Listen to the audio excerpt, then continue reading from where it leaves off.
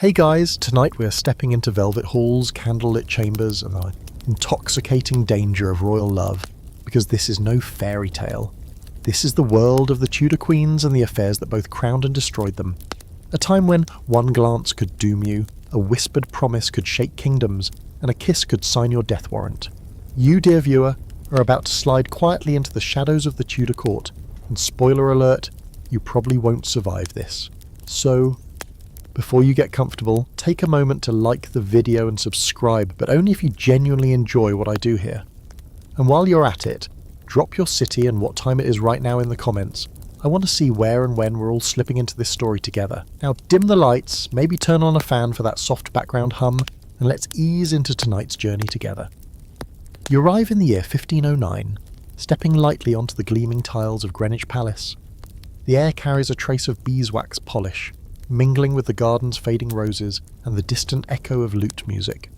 The Tudor rose is blooming, both literally, embroidered across every visible surface, and symbolically, under young Henry VIII, newly crowned and already enamoured with the beautiful Spanish princess, Catherine of Aragon. At first glance, the court dazzles. Golden goblets, glittering tapestries, silk gowns floating like ghosts down drafty corridors. But linger a little longer, and the tension crackles beneath the surface. Every smile is measured, every glance is a gamble. This isn't a court of chivalry, it's a chessboard. And Catherine, newly queen, is playing a game that no woman has ever won. She enters the scene robed in dignity. Dark-haired, pious, and politically sharp, Catherine knows her role.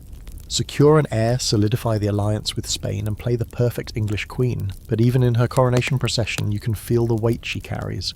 She's already lost a husband, Henry's older brother Arthur. Their marriage was short, and whether or not it was consummated will soon become one of the most hotly debated details in royal history. You know, the kind of detail that can decide the legitimacy of an entire dynasty. No pressure. Catherine's early years as queen seem idyllic. She and Henry are young, attractive, and madly in love, or so the tapestries suggest. They host tournaments and masques, commissioning music, art, and architectural marvels. You get the sense that this is a golden couple, at least on the surface. But behind those romantic portraits is a growing fear. Year after year, Catherine's pregnancies end in tragedy. Stillbirths, infants who don't survive the cradle. One daughter, Mary, lives, but she is not a son. And in this kingdom, ruled by swords and succession, not being a son is more than a disappointment. It's a potential national crisis. And here's where things get sticky. Henry, full of divine right and Renaissance masculinity, begins to believe the problem isn't him, it's her. After all, he's a king, appointed by God. Surely God wouldn't punish him. No, the fault must lie in marrying his brother's widow. That tiny, technical, scriptural snag? Henry begins to see it as a cursed union, and the whispers around court begin to echo his doubts. This is where you start to see the darker gears of Tudor power grinding into motion. Ambassadors write home in veiled language. Courtiers shift their allegiances with the breeze, and Catherine, ever devout, clings to her marriage with a strength that feels almost defiant. She won't step aside, she won't fade quietly. She believes to her bones that she is Henry's true wife, before God and before the law. Meanwhile, you see, Henry's eyes begin to wander. Not quite affairs, not yet, but courtly flirtations, stolen glances, hands lingering too long during a dance. The court is a minefield of beauty and ambition. You begin to notice how young ladies in waiting move through these halls, each step careful, each smile calculated. Love and survival are often indistinguishable here. And Catherine is increasingly surrounded by younger, hungrier women. Historical fact, Catherine served as regent in 1513 while Henry was away fighting in France. During that time, she oversaw England's defence against a Scottish invasion and played a direct role in the victory at the Battle of Flodden. That's right. While Henry chased glory overseas, his wife secured the homeland like a boss. Quirky fact, Catherine was obsessed with needlework. Like, seriously. The woman stitched her way through political disaster, using embroidery as both therapy and power play. Some of her work survives to this day. Tiny tapestries of saints and flowers crafted while she waited for her fate to unfold. But there's an open debate among historians about Catherine's mindset in those final years of her marriage. Was she hopelessly idealistic, refusing to acknowledge the changing tides? Or was she a tactical genius, deliberately forcing Henry to make a public enemy of a beloved queen, thus casting herself as the innocent victim? Either way, You get the sense she knew what was coming and chose dignity over escape. And here's where it gets personal. You find yourself at a masque, candlelight flickering across jewelled masks and perfumed sleeves. Henry dances, laughter echoing like distant thunder. And standing just to the side of the king, eyes sharp, smile unreadable, is Anne Boleyn. But let's not get ahead of ourselves. Catherine's chapter isn't quite finished. Her refusal to concede her crown leads to the great matter, a name so vague it sounds like a children's book, but was actually one of the messiest legal, religious and political crises in European history. Henry demands a divorce. Catherine says no. The Pope says, "Let me think about it," and Europe spirals into chaos. All over a marriage, or was it really about a mistress, or an heir, or control? By the end of this chapter, you watch Catherine, stripped of her title, exiled to drafty castles and left to die without her daughter. Her last letter calls Henry her most dear lord and husband, and somehow even knowing everything, it breaks your heart. Because in the Tudor court, queens don't just lose crowns, they lose everything. So now you shift a little in your seat, the flicker of torchlight casting long shadows over velvet and stone, and you wonder, how does someone like Catherine of Aragon, a princess raised with absolute certainty of her royal destiny, lose everything and still keep her dignity? And then your eyes drift back to the woman standing just beyond the dancers, the one who isn't laughing, the one not dressed in gold but in an alluring calculated shade of deep green. Anne Boleyn. If Catherine was the old order, piety, loyalty, regal endurance, Anne is the storm gathering just offshore, and tonight she's catching the king's attention. You feel the shift in the room when she speaks. It's subtle, like a change in weather. Her voice isn't particularly loud, but Henry tilts toward her, his smile pulling wider. And Anne? She doesn't gush or flirt the way others do. She banters, she teases, she denies. And in a court full of women trying to please the king, Anne Boleyn does something far more dangerous. She challenges him. Anne has recently returned from the French court, and it shows. She's not just stylish, she's cosmopolitan, wittier than the English courtiers, a little more daring in how she moves. You can smell her perfume, spicy, a little sharp like orange blossoms and danger. And her eyes. They lock onto yours for a moment before returning to Henry. She knows what she's doing. But here's the twist. Anne wasn't supposed to be the one. Her sister, Mary Boleyn, had already been Henry's mistress. The Boleyn family, ambitious calculating, had offered up one daughter, and now it seems they're offering another. But Anne won't play that role. She makes it clear from the start she won't be a mistress. She'll be a wife or nothing. You're there as the king begins his descent, or his ascent, depending on how you see it. Letters fly between Henry and Anne full of tortured longing, erotic hints and exasperated yearning. He signs with little hearts and initials. He obsesses. Anne retreats. And with every refusal, every time she denies him her bed, he becomes more desperate to possess her completely. What begins as courtly love turns into a political crusade. This is no longer just about romance, it's about replacing a queen. Anne, in her early years at court, wasn't the conventional beauty. Her charm was a mix of intelligence, magnetism and unpredictability. Her features, dark eyes, strong nose, slender frame, were striking, not delicate. She carried herself like someone aware of the dangers, and choosing to walk straight into them anyway. You wonder, is she brave or just reckless? Henry's obsession burns for years. He begins the process of breaking from Rome just to divorce Catherine. He's ready to reshape the religious foundation of England itself, just to get what he wants, and what Anne demands. But that's the thing about Anne Boleyn. She doesn't just want a crown, she wants influence, voice, power. She's read the new theological works, understands reformist ideas, and knows how to wield her intelligence like a sword. And to a man like Henry, that's intoxicating. Until it isn't. Historical fact time. In 1533, Anne finally gets what she asked for. She marries Henry in secret, already pregnant with the future Elizabeth I. By June, she's crowned queen in a lavish ceremony meant to prove that the old order is gone and the new has arrived. And yet, only months into her reign, the glow begins to flicker. The baby is a girl. A brilliant red-haired girl, yes, but not a son. And we've already seen how well that goes down in Henry's England. Fringe detail. Anne had a 6th fingernail. Not a 6th finger, as some dramatic rumours suggest, but an extra nail on the side of her pinky, possibly. It became one of many so-called signs that she was a witch, a sorceress, a temptress sent to lure the king to ruin. Of course, more likely it was a minor birth defect. But the Tudors didn't do nuance. There's an open scholarly debate that still stirs up Tudor fans at 3 a.m. Did Anne actually love Henry, or was she playing a long political game, using love as leverage, holding her virginity as a weapon to secure her family's rise? Some argue she believed in reform and wanted to change England. Others say she simply played the cards she was dealt and played them better than anyone else, until she didn't. As queen, Anne's life shifts instantly from flirtation to surveillance. She can't make a misstep. Catherine may have been a saint, but Anne is already marked as a sinner. Every move she makes, who she dances with, how she laughs, how many hours she spends with a court musician, is watched. You see her now sitting stiffly at a banquet, nodding politely, eyes scanning for enemies.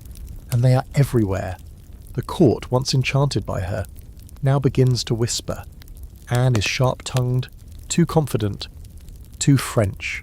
She doesn't inspire the quiet reverence Catherine did, she incites reactions. Adoration, yes, but also hatred. And the moment she begins to falter, when another miscarriage follows and then another, those whispers grow teeth. You remember the Anne from that first dance, defiant in green silk. You remember how the air changed when she entered a room, and now you watch her try to hold it all together. Crown, marriage, future, while the walls close in. Henry's love is fading. Jane Seymour waits quietly in the wings, and Anne, she's still fighting. What makes Anne Boleyn's story so endlessly magnetic isn't just her fall, it's how high she rose and how she did it. She dared to want more in a world that punished women for ambition. And she changed a kingdom, whether she meant to or not. Love, lust, politics, it's all tangled together in her story, and as you tuck yourself a little deeper under the covers, you realise something chilling. This is just the beginning of the Tudor Queen's affair with danger. Because Anne isn't the last woman who will bet everything on the king's favour. She's just the first to lose. You can feel it coming like a shift in barometric pressure. The air at court grows still, brittle. Every smile is now loaded, every silence louder than before. Anne Boleyn, once the uncatchable flame that Henry chased for 7 years, is now Queen of England and rapidly becoming a cautionary tale. The very same wit and boldness that once thrilled the king now grates on him. And when you're in Henry's orbit, adoration is never guaranteed. You're only as safe as his next mood swing. You stand near the edge of the Great Hall one chilly evening, watching Anne pace along the tapestried corridor with a restlessness that betrays her polished smile. Her child Elizabeth toddles in another wing of the palace, doted on by a small but fiercely loyal household. Anne still believes she can produce a son, that her place is secure, but the miscarriages are stacking up, and Henry is growing colder by the day. There's something haunting about Anne now. The sparkle in her eye has dimmed, and her sharp tongue, once a seductive weapon, now slices through tense conversations like a dagger. You notice the courtiers watching her differently, not with awe anymore, but calculation. Which side of history will she fall on? How many days does she have left to charm her way back into favour? And then there's Mark Smeaton. He's not a noble, not even close, just a low-born musician with skillful fingers and a soft, sensitive face. You might not even notice him at first, fiddling quietly in the corner during court banquets, but Anne notices. And not in the way the stories suggest, no secret trysts or hand-brushing against thigh, but in the way a queen might notice any man with the potential to be useful, amusing or loyal. Maybe she tosses him a kind word, maybe she asks him to play her favourite French song, maybe, just maybe, she lets her guard down around him. And that was enough. Because here's the thing, when a queen is unpopular, anything can be twisted into evidence, and soon the rumours start to spread. Smeaton has been seen leaving Anne's apartments too late at night. He looks flushed. She laughs when he plays. The court eats it up like roast swan. You can almost see the invisible ink on the walls, drawing lines between Anne and the men around her. And it gets worse. The king's advisors, especially Thomas Cromwell, a man with the warmth of a wet gravestone, are tightening the noose. They've had enough of Anne's reformist leanings, her foreign friends, her inability to produce a male heir. The writing's on the wall, and it's not written in love letters this time. It's inked in indictments. Smeaton is the first to break. Or rather, he's broken. Tortured into confessing that he slept with the Queen. And even though he's the only one of Anne's alleged lovers not of noble birth, which makes the accusation implausible from a protocol standpoint, it sticks. People like stories that make sense, and a seductive queen and a lovesick musician, that's juicy, never mind that there's no proof. Truth isn't what the court wants, it wants resolution, it wants a scapegoat, and Smeaton is perfect for it. Historical fact: Mark Smeaton was arrested and interrogated without legal counsel, a privilege his noble co-accused received. His confession was likely obtained under torture, or at the very least the threat of it, which was considered fair play for someone of his rank. He eventually confessed to adultery with the Queen, an act of treason punishable by death. Quirky detail? Smeaton may have been a bit of a dandy. Reports suggest he wore fine clothes and gold chains, unusual for someone of his station, leading to jealousy and suspicion. Some say he was vain, perhaps too sure of his place at court. Others think he was just trying to survive in a world that punished ambition without a title. But here's the debate that still circles among historians and fans alike like vultures at a feast. Did Anne actually have any affairs? Or were the charges entirely fabricated by Cromwell and Henry to clear the path for Jane Seymour? The evidence is paper thin, dates that don't line up, testimonies that contradict each other, and men who claim they were miles away during the alleged crimes. It's like watching a badly directed play where everyone's reading from a different script. Still, Anne is arrested. You watch her as she's escorted down the stone steps of Greenwich Palace to the barge waiting below, bound for the Tower of London. Her face is pale, but she holds her head high. She smiles, not the smile of someone resigned to death, but of someone refusing to show fear to the vultures circling overhead. She'll be tried for treason, adultery, and incest. Yes, incest, but we'll get to that disaster soon, and the court will lap it up. Even if you shouted the truth from the ramparts, no one would hear it over the sound of sharpening blades and scandalous whispers. And you find yourself watching Henry, the same man who once wrote Anne letters dripping with passion, now avoids her name, rides off to play the grieving victim, and focuses his attention on Jane Seymour, a pale, quiet woman who promises no trouble, no fire, just suns and silence. So here you are, sitting with your back against the cold wall of the tower, listening to the gulls squawk overhead and the river slap against the stones. You think about how fast things turned. 1 minute, Anne is the king's obsession, a comet blazing through the court. The next, she's a cautionary tale, her light fading in a cell that smells of damp stone and betrayal. And poor Mark Smeaton, he'll never play again. He'll be hanged, drawn and quartered in public, his body reduced to a warning.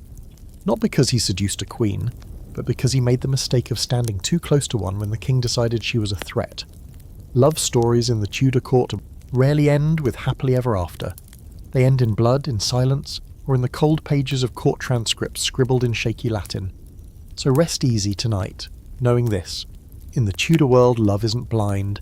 It's just very, very expendable. You've barely blinked, and yet the stage resets. The velvet curtains close on Mark Smeaton, but the play barrels forward, more twisted than before. If a lowly musician's supposed affair with Anne Boleyn is scandalous, then what happens next grabs that scandal and cranks it to 11. The next name pulled into the king's manhunt is George Boleyn, Anne's own brother. Yes, you heard that right. Buckle up, because this is where court gossip turns downright medieval. George is no background character. He's tall, confident, a touch arrogant, and more than a little too clever for his own good. You've seen him recite poetry at feasts, argue theology with bishops, and duel in tournaments with a cocky grin that suggests he doesn't believe anything bad could ever happen to him. But like Anne, George is a creature of the court, and like Anne, he's about to find out what it costs to be too close to power when the wind changes. The rumours begin with the delicacy of a hammer, whispers of Anne's inappropriate closeness with her brother, strange hours spent in conversation, private meetings, shared confidences, erforst. It doesn't take much. The court's appetite for scandal is ravenous, and now that the gates have opened, everyone wants to throw something to the wolves. You're standing near the edge of the council chamber when the charges are formally read: adultery, conspiracy, treason, and incest. It's almost laughable, except no one's laughing. Henry isn't even pretending to be shocked. He just stares forward, blank-faced, as if hearing someone else's name entirely. Anne collapses, George flinches, and you? You can feel the temperature in the room drop 10 degrees. There's no evidence, there's no logic, But logic hasn't mattered for a while now. What matters is removing Anne completely and permanently, and if that means dragging her brother to the scaffold beside her, then so be it. Now here's your historical fact. George Boleyn, Viscount Rochford, was indeed charged with incest and treason. During his trial he defended himself eloquently. Too eloquently, maybe. He reportedly laughed at the absurdity of the charges, even when the verdict was already decided. One of his supposed crimes? Being present at private times with the Queen and failing to report her alleged affairs. That's how thin the prosecution was slicing it. But let's not pretend George was some innocent flower. He had a reputation, one of charm, brilliance and possible cruelty. There are reports, vague of course, that he may have been a bit of a womanizer, a heavy drinker, and a man who liked being closer to the flame than was wise. Fringe detail. Some scholars speculate George may have been bisexual. That's a word the Tudors didn't exactly toss around. But coded letters, intimate male friendships and lingering court gossip suggest he wasn't quite the chaste, upright nobleman history sometimes pretends he was. Still, none of that matters now. The moment Anne is arrested, George's fate is sealed. He knows it. And as you walk with him down the long grey corridors of the tower, you start to understand what it feels like to be a pawn in someone else's endgame. Anne is accused of sleeping with 5 men. George is just the most scandalous of the lot. The court doesn't care whether it's true. They care that it fits the narrative. Anne as temptress, Anne as corrupter, Anne as threat. In her own prison chambers, Anne asks over and over, "Why George? Why my brother?" And the answer is simple. Because taking down a queen isn't enough. They have to destroy the idea of her, rip her from the roots, make the people not just angry but horrified. Incest does that. It makes the story unpalatable, even grotesque. Suddenly, Anne isn't a tragic romantic figure. She's a monster, a seducer of her own blood. And now there's no sympathy left to spare. The open scholarly debate here is whether the incest charge was meant to be taken seriously, or was just a political manoeuvre. Many historians believe even the court knew it was nonsense, but it was effective nonsense. It made Anne toxic, untouchable, and more importantly, it justified swift execution in the eyes of the public. You're there on the morning George is executed, watching from the cold stone walls of the tower. He climbs the scaffold in his fine dark coat, the sky grey and low. He speaks with a composure that's almost eerie, making a final speech about loyalty and repentance that dances just around the truth. He doesn't admit guilt, he doesn't name names, but his voice doesn't waver, not once. The axe falls. There is no cheer, just silence and the quick rustle of cloth as people turn away, eager to forget. Anne hears the news within the hour. Her brother is gone. The others, Norris, Brereton, Weston, gone too. Only one left to go, and she knows she's next. You pass her window that afternoon and hear her singing softly. Not hymn, not prayers. A French ballad about courtly love and betrayal. Her voice is thin but steady. It echoes against the walls, curling upward like smoke. This is where things feel almost unreal. How does a story go from flirtation to execution in 3 years? How do a king's most trusted companions, a queen's own brother, get torn from their lives on paper-thin accusations? And why does it work? Because this is Tudor England. Because perception is reality. Because once you're painted as a villain, especially a female one, there is no redemption arc. And so Anne sits alone now, awaiting her turn. The court has turned away. Her daughter Elizabeth is just a child, unaware that her mother's name is about to be scrubbed from history. And you're left watching it all unravel, wondering how much of this is justice, how much politics, and how much just bite. Because in the end, it wasn't love that killed Anne Boleyn, it was the lie that she ever had enough power to win. Morning comes with a breeze that smells like metal and river mist. The tower is quiet. Too quiet. You're standing near the green where they've erected the scaffold, not on Tower Hill like most executions, but inside the walls, in private. Because when it comes to killing a queen, even Henry prefers discretion.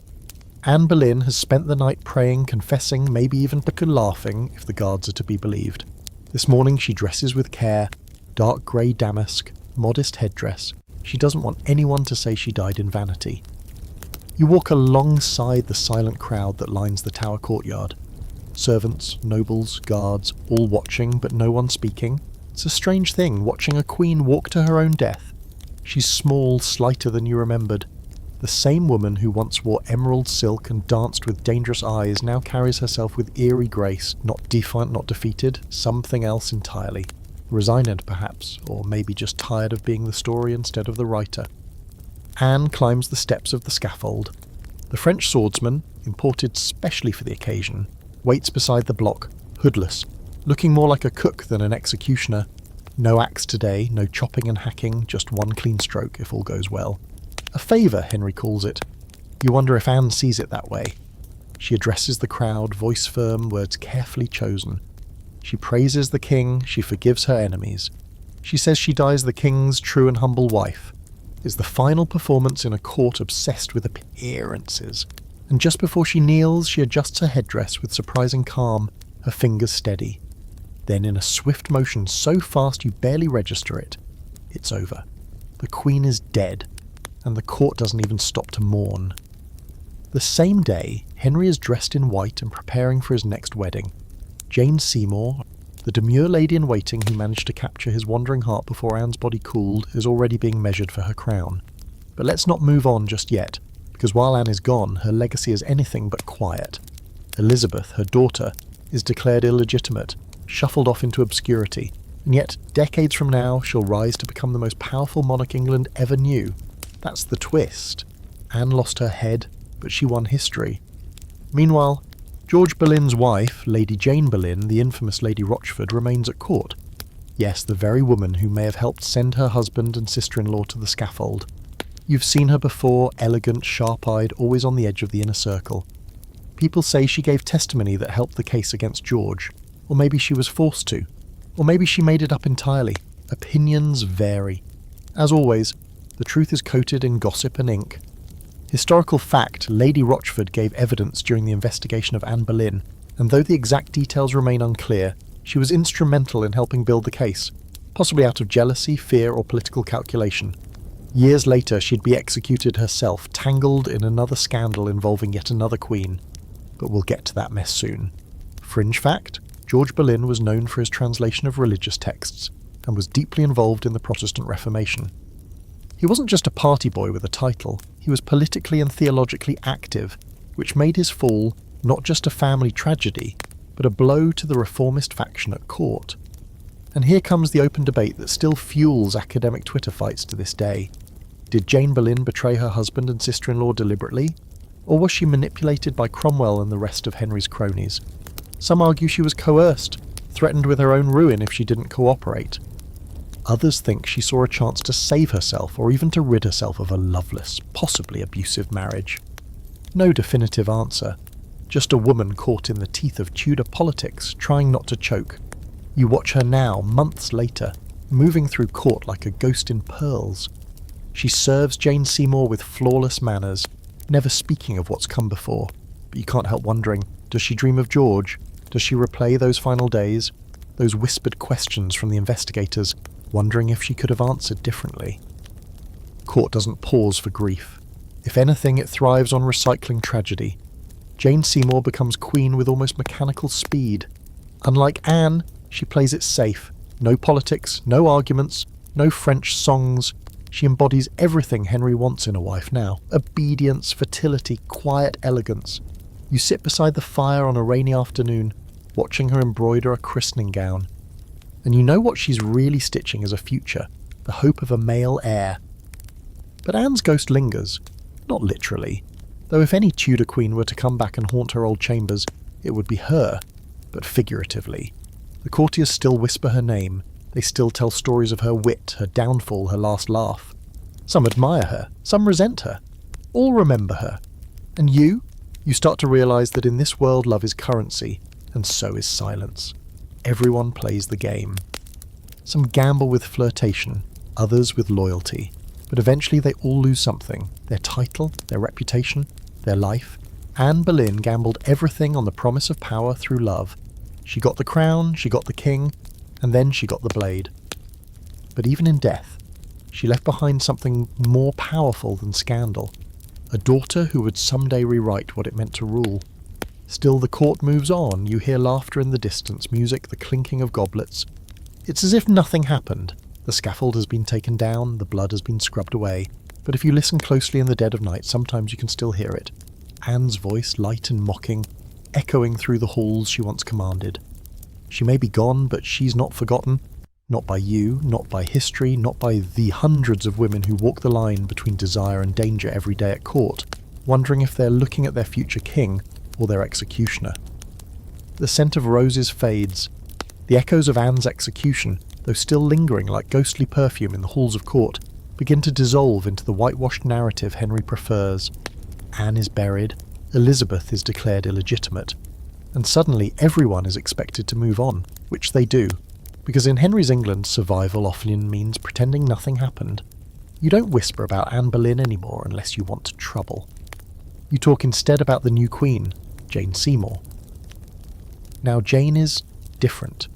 If Catherine was dignity and Anne was fire, Jane is still water. Clear, calm, and impossible to read. She doesn't flirt, doesn't provoke, doesn't push. She listens, she nods, she speaks only when necessary, and when she does, it's with soft words dipped in honey. Watching her is like watching someone who's memorized the script and isn't taking any creative liberties. You can almost see her calculating every expression, never too happy, never too sad, always just enough to be seen and not questioned. The court breathes a sigh of relief. After the hurricane that was Anne, Jane feels like safe harbour. Henry parades her around like a prize he won for surviving 2 disastrous marriages. People call her a peacemaker, a restorer of order, the perfect queen. But you've been around long enough to know perfection at court is always just well-managed fear. Still, Jane knows exactly what she's doing. She was one of Anne's ladies-in-waiting. She saw firsthand what ambition could get a woman. Brief glory and then a sharp fall. So she plays it cool, she doesn't argue. She doesn't demand, she waits. Because Jane's value isn't in her voice or her opinions, it's in her womb. You watch the pressure grow, everyone is holding their breath. Jane's main job, her only job, is to give Henry a son. That's all he wants now, no more grand love stories. No more flirtation turned into political drama. Just a boy who can wear a crown and make everyone forget that Anne ever existed. Historical fact. Jane Seymour did in fact give Henry what he wanted most, a legitimate male heir. In 1537 she gave birth to Edward VI, the child who secured her place in Henry's heart forever. Finally, after years of anxiety and political chaos, the Tudor line had its male successor. Jane, in that moment, became the most successful of Henry's queens, at least by the grim standards of the day, but here's the dark irony, she didn't get to enjoy it.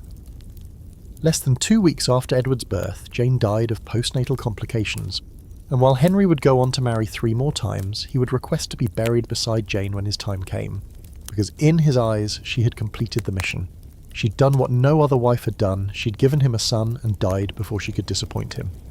Let's not skim past this part. Jane's death wasn't quick. Childbirth in the Tudor period was practically a coin toss with the devil. The idea that delivering a son guaranteed your safety. That was a myth, and Jane proved it. She lingered for days, feverish and in pain, while the court celebrated Edward's birth with banquets and bells. You sit by the window as the cries of the newborn echo through the corridors, while the Queen, the woman who made it all possible, fades quietly in a room that smells of blood, sweat and rosemary. Fringe detail. Jane Seymour's motto was bound to obey and serve. It's embroidered in gold thread on her personal banners, like a glittering red flag for modern feminists. But for Jane, it wasn't just a motto, it was a strategy. She saw what happened when Queen stepped out of line, so she never did, at least not publicly. And that brings us to a curious debate. Was Jane Seymour truly the obedient angel everyone claimed she was? Or was she simply the most strategic of the Tudor queens? Some historians argue that Jane was far more politically savvy than she's been given credit for. After all, she managed to secure the king's heart, maneuver herself into marriage just days after Anne's execution, and produce the son that secured her legacy. That's no accident. That's a masterclass in quiet power. You remember a moment, a private dinner in a smaller chamber, where Jane sits across from Henry, smiling gently as he grumbles about taxes and traitors. She offers no bold opinions, just murmured agreement. And yet, the way she tilts her head, the way she watches him so carefully, you know she's absorbing every word. She's not empty-headed, she's just careful, and maybe that's what made her so dangerous. Because the most effective queens didn't always need to shout. Some ruled by knowing exactly when to keep their mouths shut. After Jane's death, the court enters mourning. But it's a strange kind of mourning, public, performative, and short-lived. Jane is remembered with portraits, poems, and praise, but soon even her memory is repackaged into something useful. Henry needs to move forward. The dynasty must continue. One son isn't enough, and he's not about to stay single, which means you, dear observer, are once again watching the king's courtship gears grind into motion, and this time the stakes are different. Henry is older, more paranoid, and now known for dispatching wives like he's swatting flies. You start to notice how the women at court change. They're quieter, more cautious. Their smiles are tighter. Everyone remembers Anne. Everyone remembers Jane's bloody bed. No one wants to be next, but someone will be. The halls feel colder now. Jane's presence was soft, but her absence echoes. She came in silence and left the same way, with only a son and a whispered legacy to mark her time on the throne. But in the shifting chessboard of Henry's heart, she left a scar. And that, you suspect, is what made her his favourite. You lean against the stone archway, watching the baby prince being carried through the gardens. He's swaddled in satin, cradled by nurses, guarded by a dozen servants. This child is the future, the answer to Henry's prayers. The cause of one woman's death and another's eternal praise, and yet even now the shadows are creeping back, because the king is looking again. And the next queen? She's barely a woman. The year is 1540, and the court is once again shifting, ever restless, like a stage between performances. Jane Seymour is gone, entombed and adored in Henry's memory, sainted by her success in producing a male heir and dying before she could disappoint him. You'd think the king might pause, reflect, even mourn properly, but no, that's not how this works. The throne beside him grows cold far too quickly, and Henry, wounded and aging, looks outward once more. The cycle continues. The whispers begin again, and into this glittering, deadly theatre steps a girl who's barely more than a child, Catherine Howard. You see her long before Henry does. She's already here, giggling softly among the other ladies in waiting, her sleeves too long, her perfume too sweet, her laughter a touch too loud. You can tell she hasn't quite figured out the game yet, or worse, she thinks it's just a game. Catherine is young, yes, but she's also beautiful in that dizzying way that makes powerful men do irrational things. Her smile is dangerous, but not because she intends it to be. It's dangerous because it's so effortless. She's the niece of Thomas Howard, the Duke of Norfolk, and you already know that man plays the court like a chessboard missing half its rules. He pushed Anne Boleyn into Henry's line of sight once, and now he's at it again. The Howard family has learned one truth. The fastest way to power is through the king's bed, and Catherine, she's their newest offering. You stand in the corner during her first private audience with Henry, watching the king, now bloated, limping, and perpetually sour, suddenly softened under the heat of her youth. She curtsies, voice trembling but sweet, and for a brief moment, he's transfixed. She calls him her prince, and you know that's not innocence. That's survival dressed as flattery. You can almost hear the Howard uncles rehearsing her lines behind closed doors. Henry is smitten, not just with Catherine's face or figure, but with the fantasy she represents. His youth, returned. His manhood, rekindled. His pride, repaired. And Catherine? She smiles wider. She plays the part, but there's something in her eyes that suggests she doesn't quite grasp what she's walked into. She thinks she's the star of a romance. She has no idea she's wandered into a bear trap. Historical fact. Catherine Howard was likely around 17 when she married Henry, who was 49. Their wedding took place in 1540, mere weeks after the annulment of his brief and awkward marriage to Anne of Cleves. Catherine had been a lady-in-waiting to Anne, and Henry began pursuing her even before that marriage ended. It was quick, messy, and very Tudor. And Catherine, she played along. She wore the jewels, accepted the flattery, took her place on the throne. But unlike Anne or Jane, she didn't seem to have a plan. She wasn't pushing religious reform or calculating political moves. She was just there, laughing too brightly, spending too freely, living too loudly. You'd think that kind of joy would be refreshing, but here at court it's more like bait. And here's the twist, the one you can't ignore. Before Catherine became queen, she had already been involved in romantic entanglements, with men like Francis Derham, her former music tutor, and possibly Henry Manox, another early flame. Relationships that may have involved secret gifts, touching, and even the exchange of vows. The line between flirtation and pre-contract was blurry back then, and now it's weaponized. Fringe detail? Catherine once kept love letters in a locked cabinet while she was at Lambeth Palace under the guardianship of her step-grandmother. That cabinet was later ransacked when the scandal broke, revealing a trove of evidence that would be used to help destroy her. What once seemed like adolescent infatuation became proof of premarital impurity, something a queen could not afford. There's an ongoing debate. Was Catherine Howard reckless or just young and naive? Some historians argue she was foolish, oblivious to the consequences of her actions. Others say she was groomed, used by her family and the court system as a pawn, never truly understanding the stakes until it was too late. Maybe it's both. Maybe she was a child thrown into the deep end with sharks and told to smile. You see it start to unravel not long after the wedding. The king dotes on her, sure, calls her his rose without a thorn, but she's restless, young, trapped in the private chambers of a man who can barely walk, let alone dance. The court buzzes with her flirtations, her late-night laughter, the glances she trades with a certain man named Thomas Culpeper, and even though everyone tries not to notice, no one really looks away. It's the quiet moments that are loudest. Catherine slipping out of chapel early, a servant swearing he saw her hand brush Culpeper's, a letter, a late-night meeting. You watch the court pretend it doesn't see anything, right up until it sees everything. Because once the rumours start flying, they don't stop. Catherine's past lovers reappear like ghosts, Francis Derham among them, boasting, bragging, desperate to be remembered or spared. Thomas Cranmer, the Archbishop, delivers the fatal blow. He presents the king with a dossier of Catherine's former indiscretions, her premarital dalliances, her possible adultery. Henry's reaction is not anger at first, it's disbelief, grief, a tantrum that echoes through the corridors. He locks himself away for days, and when he emerges, something in him has broken. Catherine is arrested. Derham was tortured, strung on the rack until he screams. Culpeper too. And Catherine, she is dragged from court to Tyne House. Detained, confused, begging for mercy. She writes a letter to the king, pleading for his forgiveness, swearing she was deceived, swearing she loves only him, it never reaches him. You stand beside the scaffold on February 13th, 1542. Catherine wears black velvet. She is 20.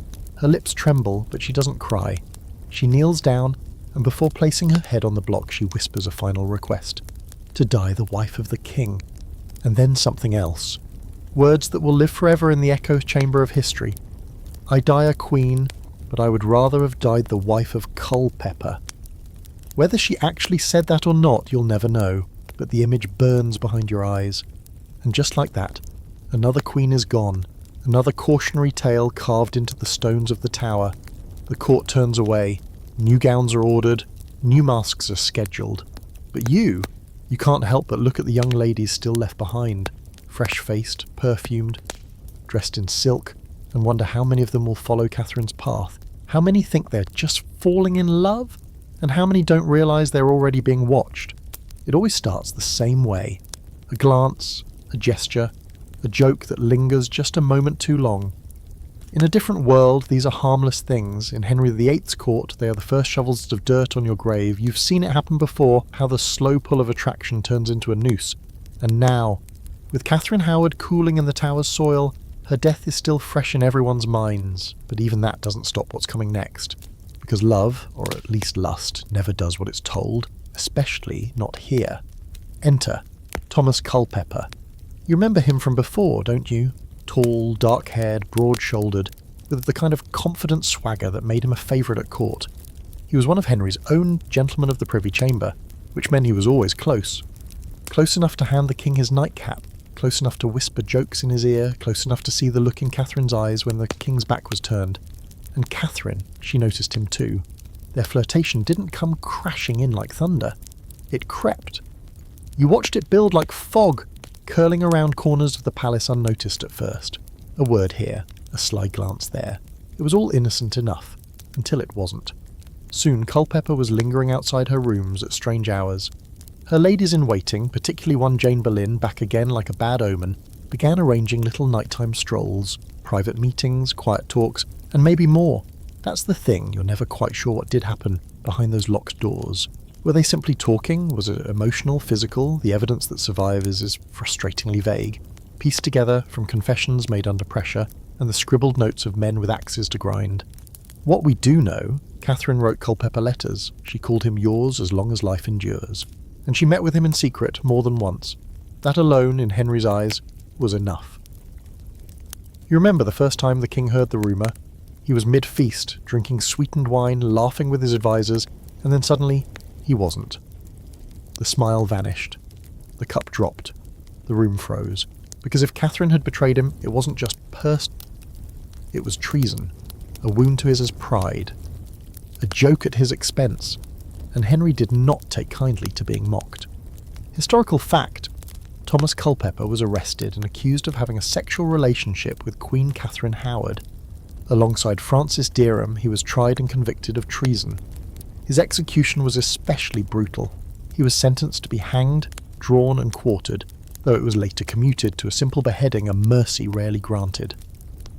Fringe detail? Culpeper had a history of violence. Before his downfall, he was implicated in the attempted rape of a park-keeper's wife. He was pardoned, of course, he was close to the king, after all, but the incident leaves a stain.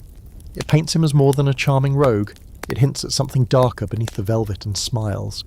There's a debate among historians that still simmers. Was Culpeper the pursuer or the pursued? Did he manipulate a young naive queen into secret meetings? Or was Catherine the one who initiated the affair, desperate for passions, connection, anything that felt real in her gilded cage? Or were they just two foolish young people caught in the gravitational pull of each other and completely unaware they were speeding toward obliteration? You watch Culpeper's final days unfold like the closing act of a tragic play. He confesses, reluctantly, bitterly, claims the Queen was the one pushing for more, says he intended to do ill but never did. It's the most Tudor confession possible, vague, insinuating, full of holes and fear. He knows what's coming. There's no pardon waiting this time. The morning of his execution is bitterly cold. The courtyard is slick with frost. Culpeper walks with a stiffness that betrays the bravado he once wore like armour. He doesn't say much at the scaffold, just a few words of repentance. He dies cleanly, quicker than Derham, who meets a far bloodier end. Still, the silence afterward is heavy. Another name scratched off the palace rolls. Another heartbeat snuffed out because the Queen smiled at the wrong man. And what of Jane Boleyn, Lady Rochford, who facilitated those meetings? Ah yes, she's pulled into the storm too. Again. You watch her unravel under interrogation, rambling, contradictory, panicked. She descends into what they call madness, though whether it's real or convenient is up for debate. Henry changes the law specifically so he can execute her, even in her supposed madness. You have to admire the commitment to cruelty. Jane Boleyn is beheaded shortly after Catherine. No ceremony, no sympathy, just a name erased, a memory blackened. For all her manipulation, her survival instincts, her whispered betrayals, she couldn't outwit the game this time. Her part in the scandal of Culpeper and Catherine seals her fate. And Catherine, well, you already saw her end. Now there's a strange hush over court. The music softens. The party's dull. The women wear darker sleeves. It's not mourning, it's calculation. How do you laugh after what's just happened? Who dares catch the king's eye now? You see it in their faces. The younger girls shrinking back, the older ones offering flatteries with their heads bowed low. No one wants to be the next Catherine Howard, and yet somewhere deep in the crowd someone always will. The whole affair with Culpeper is a reminder, maybe the most chilling one yet, that even proximity to a queen's affections is enough to get you killed. You don't need to touch her, you don't need to love her, you just need to be seen near her. And once the court decides the story it wants to tell, facts become flexible, motives irrelevant. You walk the gardens later that week, the same ones where Catherine once laughed too loudly, where Culpeper once stood a little too close. The leaves are falling now, turning gold and brown, crunching underfoot. You can almost hear the echo of their conversations, the rustle of skirts, the nervous laughter. Ghosts, all of them now, trapped in the memories of a court that moves forward without mercy. But you remember. And the next time a woman looks at a man in these halls with anything more than polite indifference, you'll wonder. Is it love? Or is it a death sentence? It should be quiet now. After Catherine Howard and Thomas Culpeper and all the blood on the Tower Green, you'd think the court might pause, reflect, maybe even learn. But it doesn't. Not for long. The music starts again. Softer at first, the gowns return, the feasts swell, and the same dances play out, just with different partners. If you listen closely, you can hear it. The rustle of ambition brushing up against fear, the whisper of silk over stone. And slipping through the shadows once again is someone you thought you'd seen the last of. Jane Boleyn, Lady Rochford, or rather, what's left of her. Let's rewind just a bit. Jane Boleyn's story is like a thread that keeps knotting itself tighter each time it's pulled. Sister-in-law to Anne Boleyn, widow of George Boleyn, a woman who survived one queen's fall by testifying against her own husband, only to later die for her role in another queen's fall. And yet somehow, despite her deeply cursed resume, for a while she survives. After Anne and George, after the trials and executions, Jane remains permanent at court, rehabilitated, reassigned, repurposed, like an antique piece of furniture that's been restained and pushed into a different corner of the palace. You see her again during Catherine Howard's reign, serving as a lady-in-waiting. Imagine it, Jane, who once knelt at Anne's feet, now attending a teenage queen who flirts like a breeze and giggles through mass. You wonder what Jane thinks as she watches Catherine drift through the court. Does she see history repeating itself? Or does she believe, foolishly, that this time things will be different? And then Catherine starts sneaking around with Culpeper, and Jane, somehow for reasons that baffle everyone with a working sense of survival, helps arrange their meetings. She delivers messages, escorts the Queen, unlocks doors, acts like a chaperone when she knows exactly what's going on, which leads you to the million-pound question, why? Historical fact, Jane Boleyn was instrumental in facilitating Queen Catherine Howard's clandestine meetings with Thomas Culpeper. During the investigation, she confessed to aiding their meetings, and claimed she was coerced into it by the Queen, whom she described as young and willful. But no matter the reason, her involvement was undeniable and fatal. Fringe detail? Jane once reportedly claimed that helping the Queen was like being forced to play a part in a play she hadn't auditioned for. She felt dragged into it, swept up in the recklessness of a teenager in love. But it's hard to reconcile that image with the woman who previously helped bring down Anne and George. A woman doesn't become that good at surviving without knowing exactly what she's doing, until she isn't. And here's the real debate. Was Jane Boleyn a calculating survivor who finally made one fatal misstep?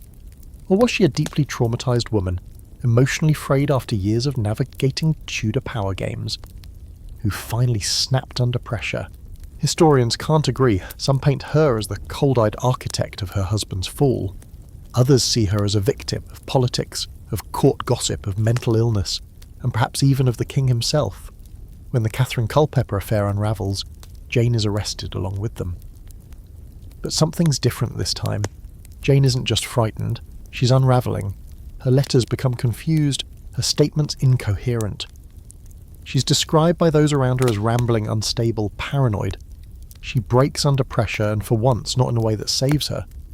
Henry faces a dilemma. Jane is considered insane, and by the laws of the time the insane cannot be executed. But this is Henry VIII, and laws are just suggestions dressed up in Latin. So what does he do? He changes the rules, literally. Parliament passes a new act allowing the execution of the insane if they're guilty of treason. He custom writes her death into law. If nothing else, it's impressively petty. You're there the morning she's taken to the scaffold, February 13th, 1542, the same day as Catherine.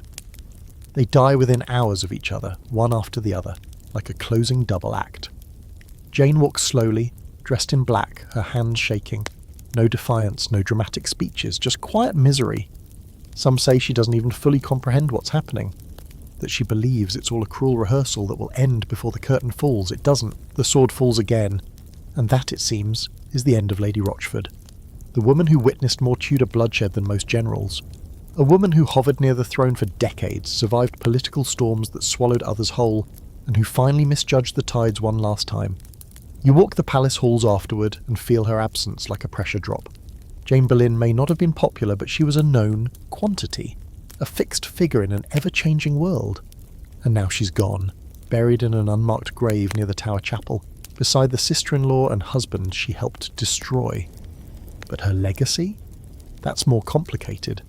Some remember her as a traitor, others as a scapegoat. Some even pity her somewhere, imagining what it must have been like to be married to George Boleyn, to live in Anne's shadow, to be passed from queen to queen like a cursed relic. She is all these things at once, villain, victim, warning, and what remains in the wake of her execution is a sense of exhaustion. The court is weary. Henry is older now, his legs ulcered, his temper short, his patience non-existent. No one speaks of love anymore, not really, not out loud. Affection is dangerous, loyalty is transactional, and the women of the court, they lower their eyes when the king enters, smile only when smiled at. They are learning at last that favour and ruin often walk in lockstep. But you remember the women who came before, Catherine Howard, Anne Boleyn, Jane Boleyn, each one different, each one deadly, and each one proof that in Henry's court being loved, or merely useful, was never enough to keep you alive. So now, as another feast is announced, another alliance arranged, and another eligible young woman arrives fresh from the countryside, you wonder, does she know the floor is still slick with blood? And then, of course, there's Anne of Cleves. Poor lucky Anne of Cleves. The queen who was never really a queen, and the one woman in all of Henry VIII's romantic apocalypse who managed to escape with her head, her money, and, miraculously, her dignity. When she arrives in England in the winter of 1539, all eyes are on her, and yours too, of course. You can't help it. Everyone wants to see the new bride, the one summoned from the chilly courts of the German duchies to warm the bed of an ageing, increasingly irritable king. From the start, Anne's story feels different. She wasn't chosen with the usual method, meaning Henry didn't spot her at a masque and fall into a hormonal spiral. This was a diplomatic deal, a Protestant alliance. England needed friends, and Germany, specifically the Duchy of Cleves, seemed like a smart political match. Henry, too far gone in ego and ulcers to sail across the Channel himself, sent Hans Holbein, his favourite artist, to paint the woman he might marry. No pressure, right? Historical fact. Holbein painted Anne's portrait in 1539, and it was said to flatter her. The painting showed her as demure, elegant, gentle-faced. Henry liked what he saw on canvas. When Anne finally arrived in England, however, things shifted. Now, here's the moment where you find yourself sitting on the edge of your metaphorical Tudor seat. Henry arranges a little meet-cute, disguises himself, rides out early, and shows up at Rochester Castle where Anne is resting after her long seasick voyage. He wants to surprise her, just like in the chivalric romances, come in unannounced, sweep her off her feet, let her fall in love before realising she's landed a king. It's all very charming in theory, except it goes horribly wrong. Anne doesn't recognise him, doesn't bow, barely reacts. Maybe she thinks he's a messenger, maybe she's exhausted, maybe she's just not impressed. Either way, Henry storms out fuming, and just like that, the romance evaporates. You can almost feel the temperature of the court drop several degrees as the king rants about how she looks nothing like her somewhat portrait, that she's like a Flanders mare. A comparison so cruel and so often repeated that it's become part of Anne's legend, whether or not he ever actually said it. Fringe fact, there's no solid evidence Henry ever used the Flanders mare insult, though historians and novelists alike have clung to it for centuries. What's clear is that he was deeply disappointed, whether it was about her appearance, her voice, her smell, her inability to match his flirtatious energy. Something about Anne didn't work for him. The marriage was doomed before it even began. But here's where Anne plays the smartest game of all. She doesn't fight. The marriage is short and awkward. There's no real intimacy. Henry reportedly couldn't bring himself to consummate it, despite boasting otherwise to save face. You imagine the long, excruciating evenings, the forced politeness, the way Anne probably lay stiff as a board while Henry, half-hearted, grumbled about foreign manners and Protestant stiffness. Then, within 6 months, Henry wants out. He begins poking around for grounds to annul the marriage. No consummation? Check. Previous betrothal back in Cleves? Conveniently remembered. And Anne, she doesn't protest. She nods. She smiles. She says, "Of course, Your Majesty," and she signs the papers. You'd think that would be the end of her. A discarded wife. An embarrassment. But no, Anne plays it better than anyone else. She's given a generous settlement.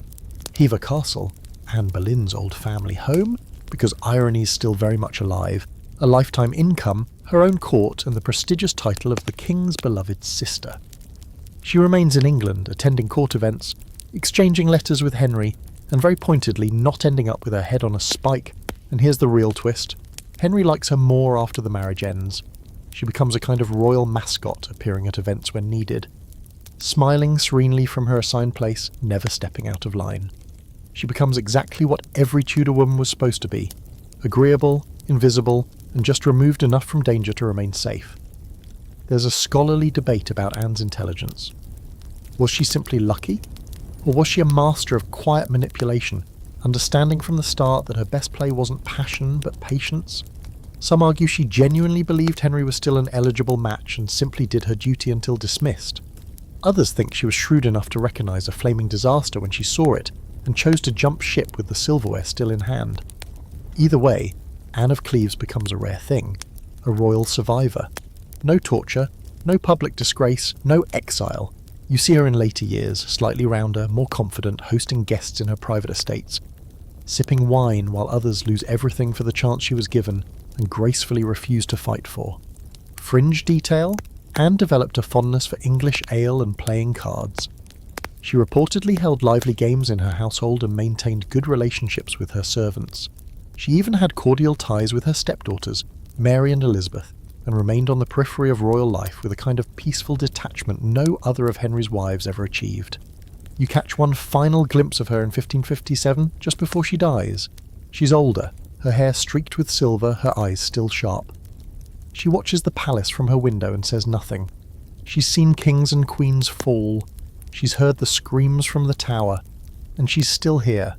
Not beloved like Jane, not feared like Anne, not mourned like Catherine, but alive. And sometimes that's more than enough.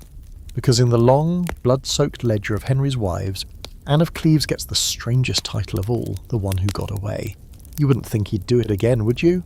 After Catherine Howard, after the sweet-faced teenager bled out under the executioner's blade, you might imagine Henry would swear off marriage entirely. A quiet retirement, perhaps. Long walks in the garden, a few illegitimate flirtations, an aging lion grumbling over state papers. But no, this is Henry VIII. The man has 5 marriages behind him and still believes the next one will finally be the fairy tale. And just like that, in 1543, you're holding your breath again as another woman prepares to say yes to the most dangerous husband in England. Enter Catherine Parr. At first glance, she doesn't look like a risk. No flashing eyes, no scandalous past, no teenage giggles. Catherine is calm, composed, mature, 30 years old and already twice widowed. You might even call her sensible, which feels like a dangerous word in Henry's world. She's the kind of woman who speaks carefully and listens more than she talks.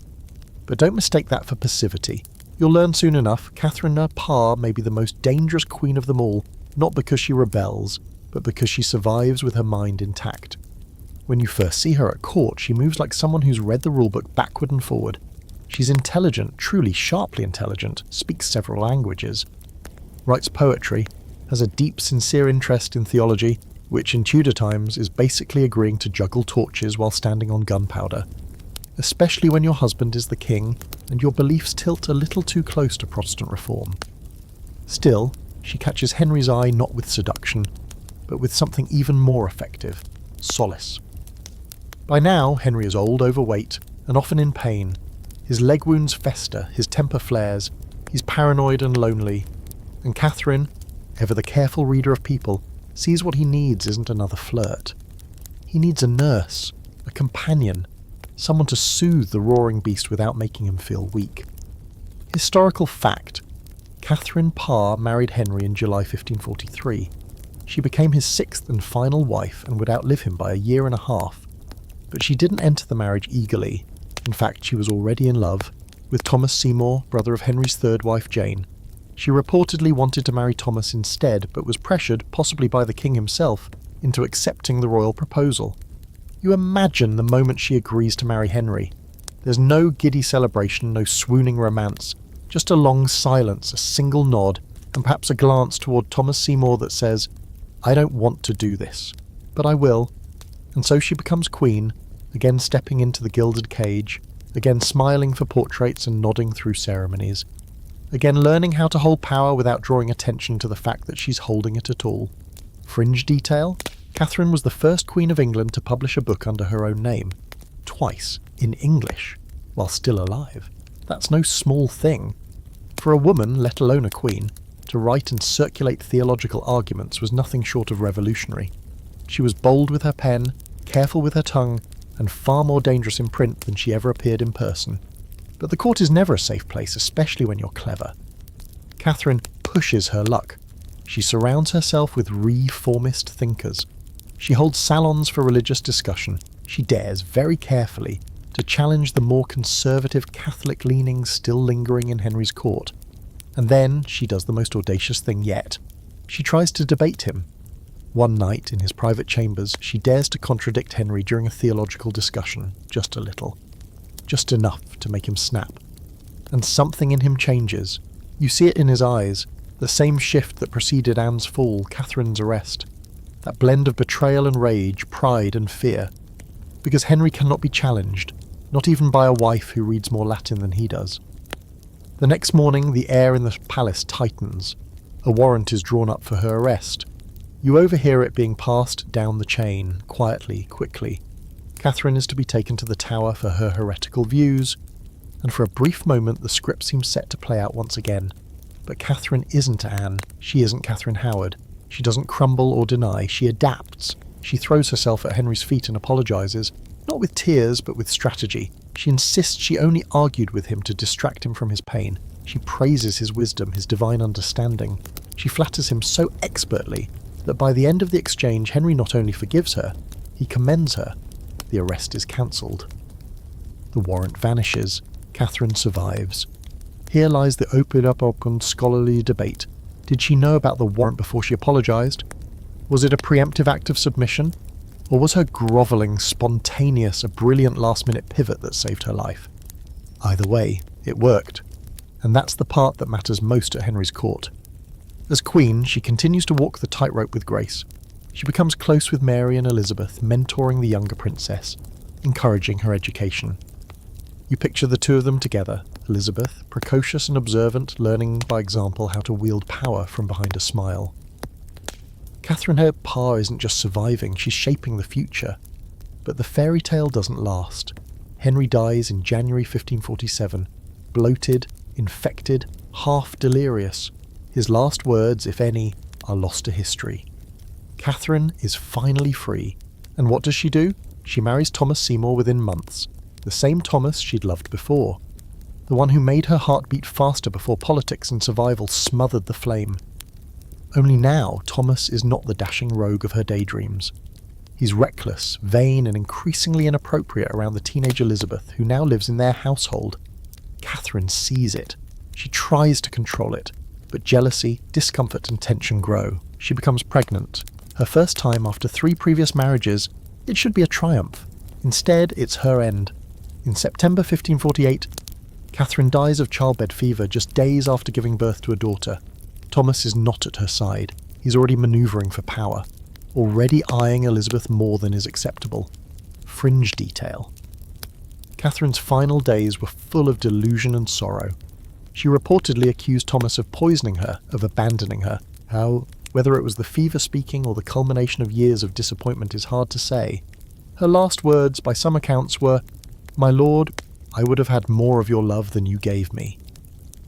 And just like that, the queen who outlived Henry dies not by politics, not by scandal, not by execution, but by childbirth, like so many women of her time. Quiet, uncelebrated, and tragically ordinary, but not forgotten. Because Catherine Parr was more than a caretaker, more than a survivor. She was a writer, a thinker, a reformer. And she lived through Henry's love and came out the other side with her soul mostly intact. In Tudor England, that's not just survival, it's a miracle. You'd think Catherine Parr's story would end neatly with her quiet burial and the birth of her daughter. It's a tidy conclusion. A 6th wife who outlived the king, survived court intrigue, and tried to finally grab some personal happiness in the wake of her royal servitude. But Catherine's death doesn't close the curtain. Instead, it kicks off another scandal, the kind that unfolds slowly, like a spider web being woven in the dark. And at the centre of it all, Thomas Seymour, her charming, reckless, and dangerously inappropriate husband. From the moment Henry VIII's body cools, Thomas Seymour starts positioning himself. You see it in his smile, wider than grief allows, in the way he dresses, brighter, flashier than protocol demands.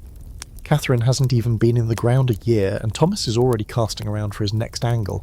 He's ambitious, and ambition in post-Henry England is a game soaked in risk. The king is dead, but his son Edward, Jane Seymour's son, is now on the throne, only 9 years old, which means there's a power vacuum and Thomas wants a seat at the top.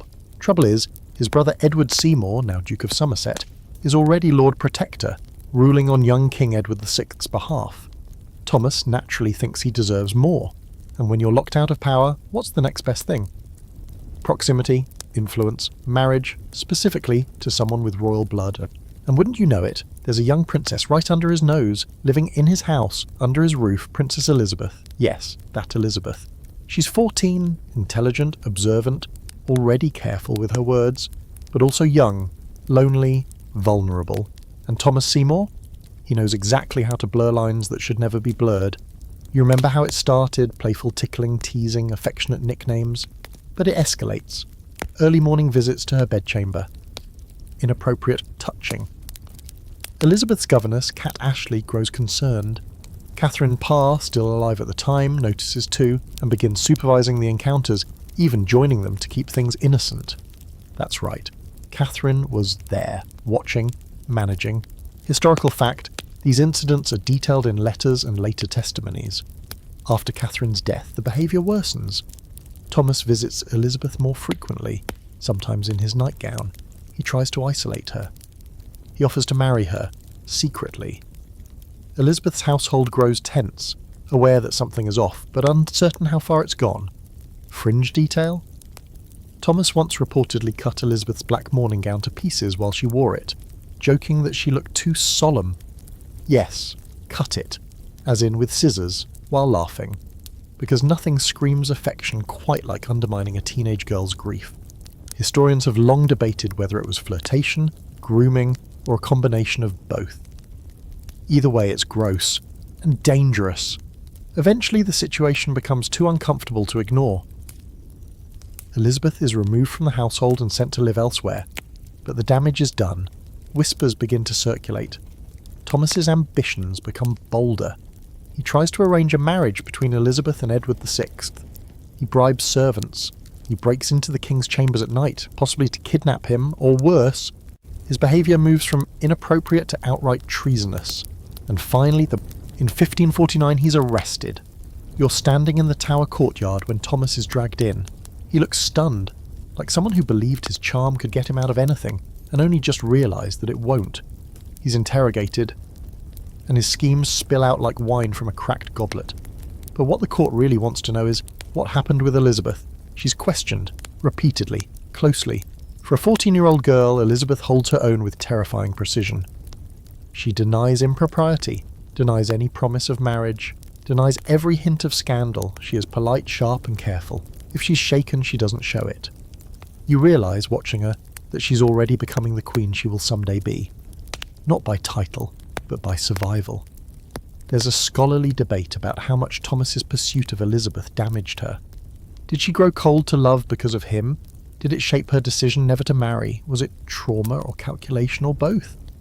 Some suggest she was complicit. Others argue she was groomed. The truth lies somewhere murky, somewhere unsettling. All we know is that afterward, she never lets anyone get that close again. Thomas Seymour is executed for treason in March 1549. Before he dies, he tries to write one last letter to Elizabeth, but it's intercepted and burned. There's no farewell, no final word. He dies not as a romantic fool, but as a threat to the realm. The court barely flinches, and Catherine Parr's legacy? Tarnished, not by her own actions, but by the man she loved and the scandal he left behind. Her household, once a place of learning and respect, is remembered instead for whispers in dark corners and brushes with ruin. Her daughter, Mary Seymour, born just before Catherine died, vanishes from the record before her second birthday. No one knows what became of her. Just another Tudor woman swallowed by silence. You walk the halls of Sudeley Castle, now quiet. The nursery empty, the hearth cold. You can still picture Catherine reading scripture by the fire, Thomas leaning in too close to Elizabeth, the servants exchanging worried glances. It's all gone now. Another household destroyed by ambition. And Elizabeth? She files it all away, learns from it, builds walls around herself. You'll see her again, of course. She's not done, not by a long shot, but after Thomas Seymour she never trusts easily again, never lets her heart outrun her mind. She will flirt, she will dance, she will receive love letters from men who ache to marry her, but she will never say yes. Because if there's one thing the Tudor queens and their lovers have taught her, one lesson she never forgets, it's this: love can get you killed. So here you are, hovering at the edge of the court once again, but this time everything feels different. You've seen queens fall, heads roll, scandals bloom and rot. But now, as the throne is passed from the sickly child King Edward VI to the ill-fated Mary of Frousse, and then finally to the daughter of Anne Boleyn, something shifts in the air. This isn't a story about wives anymore. This is about a queen who needs no husband, a woman who saw what love did to her mother, to her stepmothers, to herself, a woman who turned survival into sovereignty. You're standing in the early days of Elizabeth Tudor, and the legend of the Virgin Queen is just beginning. Elizabeth is 25 when she takes the throne in 1558. And let's be clear, no one expected her to survive this long. She was declared illegitimate, imprisoned in the Tower, questioned over treasonous plots, kept under guard during Mary's reign, and nearly executed more than once. She's been trained, tempered, and tested like a blade. And when she finally ascends the throne, she does so with a smile that says, "I dare you to try me now." She wears white to her coronation, pale, unadorned, virgin-like, symbolic, sure, but also strategic. She knows the power of optics. She knows that in a kingdom starved for stability, what they need isn't another ruler. They need a symbol, a sphere, a story. And Elizabeth? She's been crafting hers since she was old enough to understand the executioner's axe. But here's the thing no one wants to say too loudly. Elizabeth was never meant to be alone. Not in theory. The moment she became queen, the pressure to marry thundered down around her like a cathedral collapsing. Parliament begged her. Ambassadors circled like sharks. Suitors lined up across Europe like peacocks in silk hose. She was young, unmarried, and politically valuable, and she refused them all. You watch her hold court in those early years, fending off marriage proposals like a cat swatting moths. Not with scorn, no, never that. With wit, with carefully chosen words, with that mischievous glint that says, "You can chase me, but I'll always be a step ahead." And there's one man who keeps pace longer than the rest, Robert Dudley. Historical fact, Robert de Lelay, Earl of Leicester, was Elizabeth's childhood friend. They'd both been imprisoned in the Tower during Mary's reign, he just down the hall. After Elizabeth becomes queen, Dudley is appointed Master of the Horse, a position that requires constant close proximity. Naturally, the rumours begin immediately, and they don't stop, they spend hours together. Ride out on hunts, whisper in corners. She calls him Sweet Robin. He's handsome, charming, and fiercely loyal. The chemistry between them is undeniable. Even ambassadors comment on it. And here's where things get complicated. Because Robert Dudley is married. His wife, Amy Robsart, lives far from court. She's rarely seen. Sickly, they say. Depressed, some whisper. And when Amy dies suddenly in 1560, falling down a staircase and breaking her neck, well, you already know what happens next. Fringe detail. The coroner's report on Amy's death noted 2 wounds on her head and no evidence of a struggle, but the location of the wounds and the suspicious circumstances, alone at home, servants away, sparked immediate rumours. Was it an accident, suicide, or was it murder? No one can agree, not even 5 centuries later. The scandal rocks the court. Elizabeth doesn't marry Dudley. She can't. Not after this. The rumours would destroy them both. Instead, she draws back. Keeps him close, but not too close. Promotes him, flatters him, and uses him as a warning to others. You may think you understand the game, but I write the rules. There's a scholarly debate that never dies. Did Elizabeth ever truly love Dudley? Were they lovers, secretly married? Or was it all a carefully crafted performance to keep her courtiers off balance and her throne secure? Some argue she wanted to marry him and changed her mind after Amy's death. Others say she never intended to. That he was a decoy, her favourite toy in a world full of blades. You, watching from the side of a summer garden where Elizabeth walks arm in arm with Dudley, can't help but wonder. She smiles at him, listens to him, laughs at his stories. But her eyes scan the horizon constantly, like she's never fully relaxed. Like she knows she's being watched. Because she is.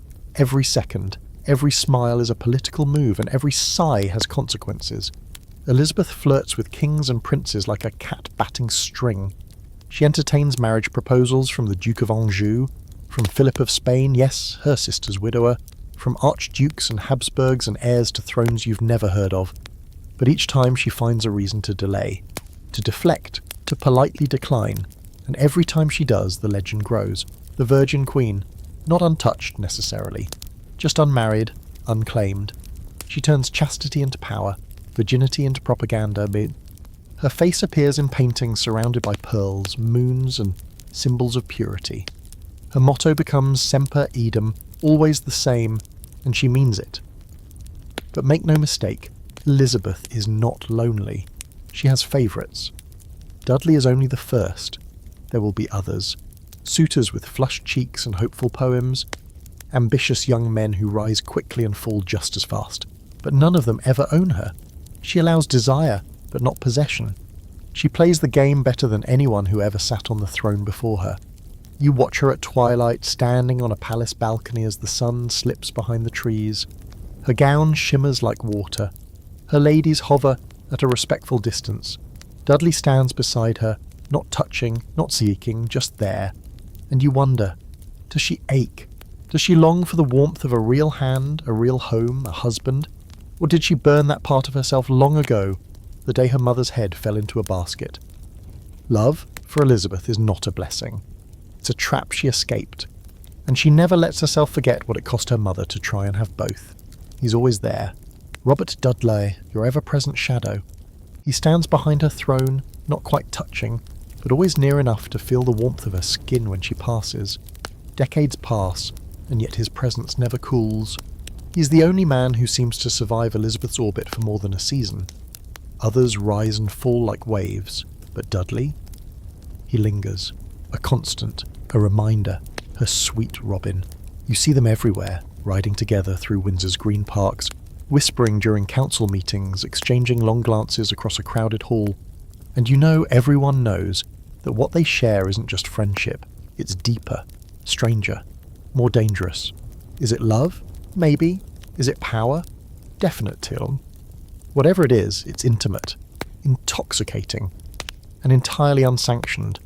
Let's be clear, Elizabeth doesn't do anything by accident, not even her affection. And Dudley, he knows how to work it. He plays the humble servant, the ever-loyal companion, but you've seen how he smiles when the other courtiers bow. You've seen how his eyes flick over ambassadors, daring them to question his place. He may not wear a crown, but he's closer to it than any man dares dream. Historical fact. Elizabeth elevated Dudley to Earl of Leicester in 1564, a powerful title granted long after Amy Robsart's mysterious death. By then, rumours of their relationship had already spanned years, and despite the scandal, she never fully let him go. Even when marriage was politically impossible, she kept him close. His rooms were always near hers, his influence unmistakable. But the court never forgets Amy Robsart. That fall down the stairs, still suspicious, still unresolved, hangs over Dudley like smoke. Every time Elizabeth smiles at him, someone raises an eyebrow. Every promotion he receives, every whisper in her ear, stirs fresh speculation. Was it an accident, a suicide, or something worse, fringe detail? After Amy's death, Dudley sent repeated messages urging a full and public inquiry into the matter. He knew the rumours could destroy him. The coroner's inquest concluded it was an accident, but almost no one believed it. The staircase, after all, wasn't steep enough. The injuries were odd, and Amy was alone. Always alone. The question is, did Elizabeth believe him? You watch her face when someone mentions Amy's name. It freezes, just for a moment. Then the smile returns. Elizabeth, ever the performer. But there's something behind her eyes.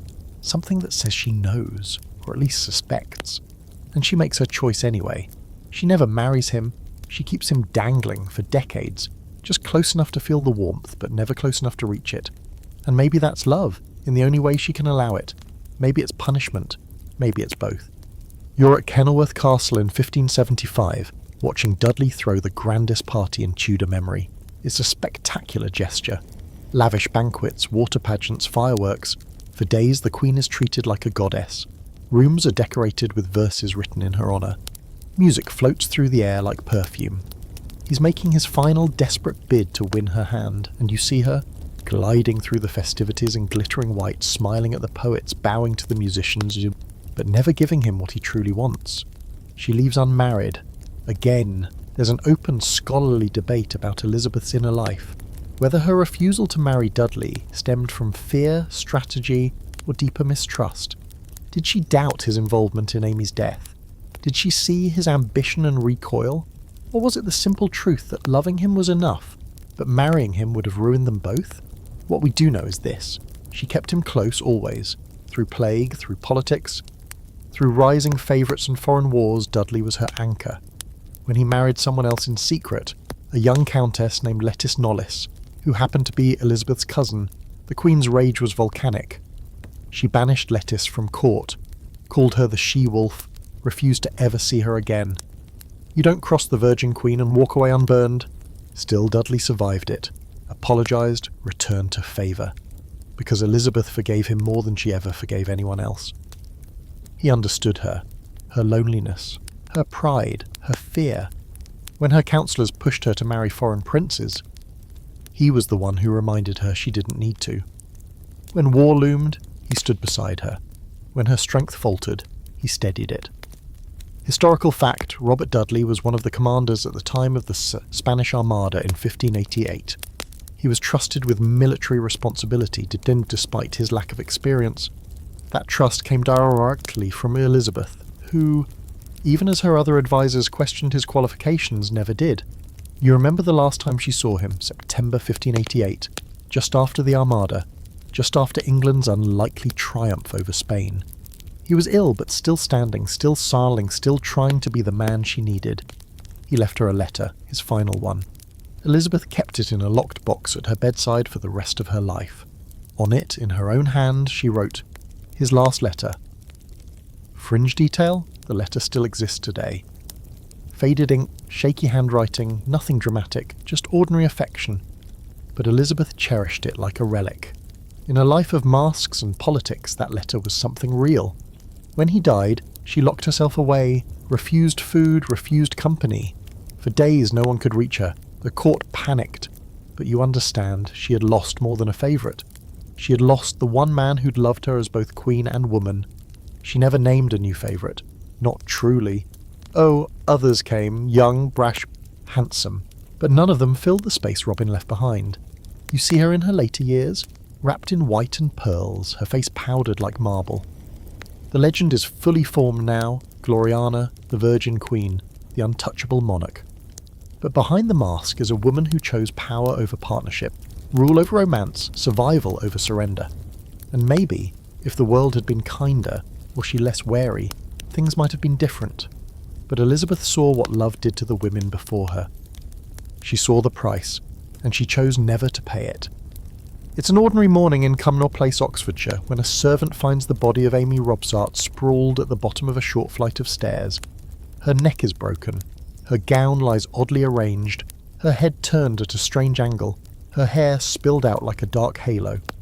No one heard her fall, no one saw it happen, and yet within hours the whispers begin.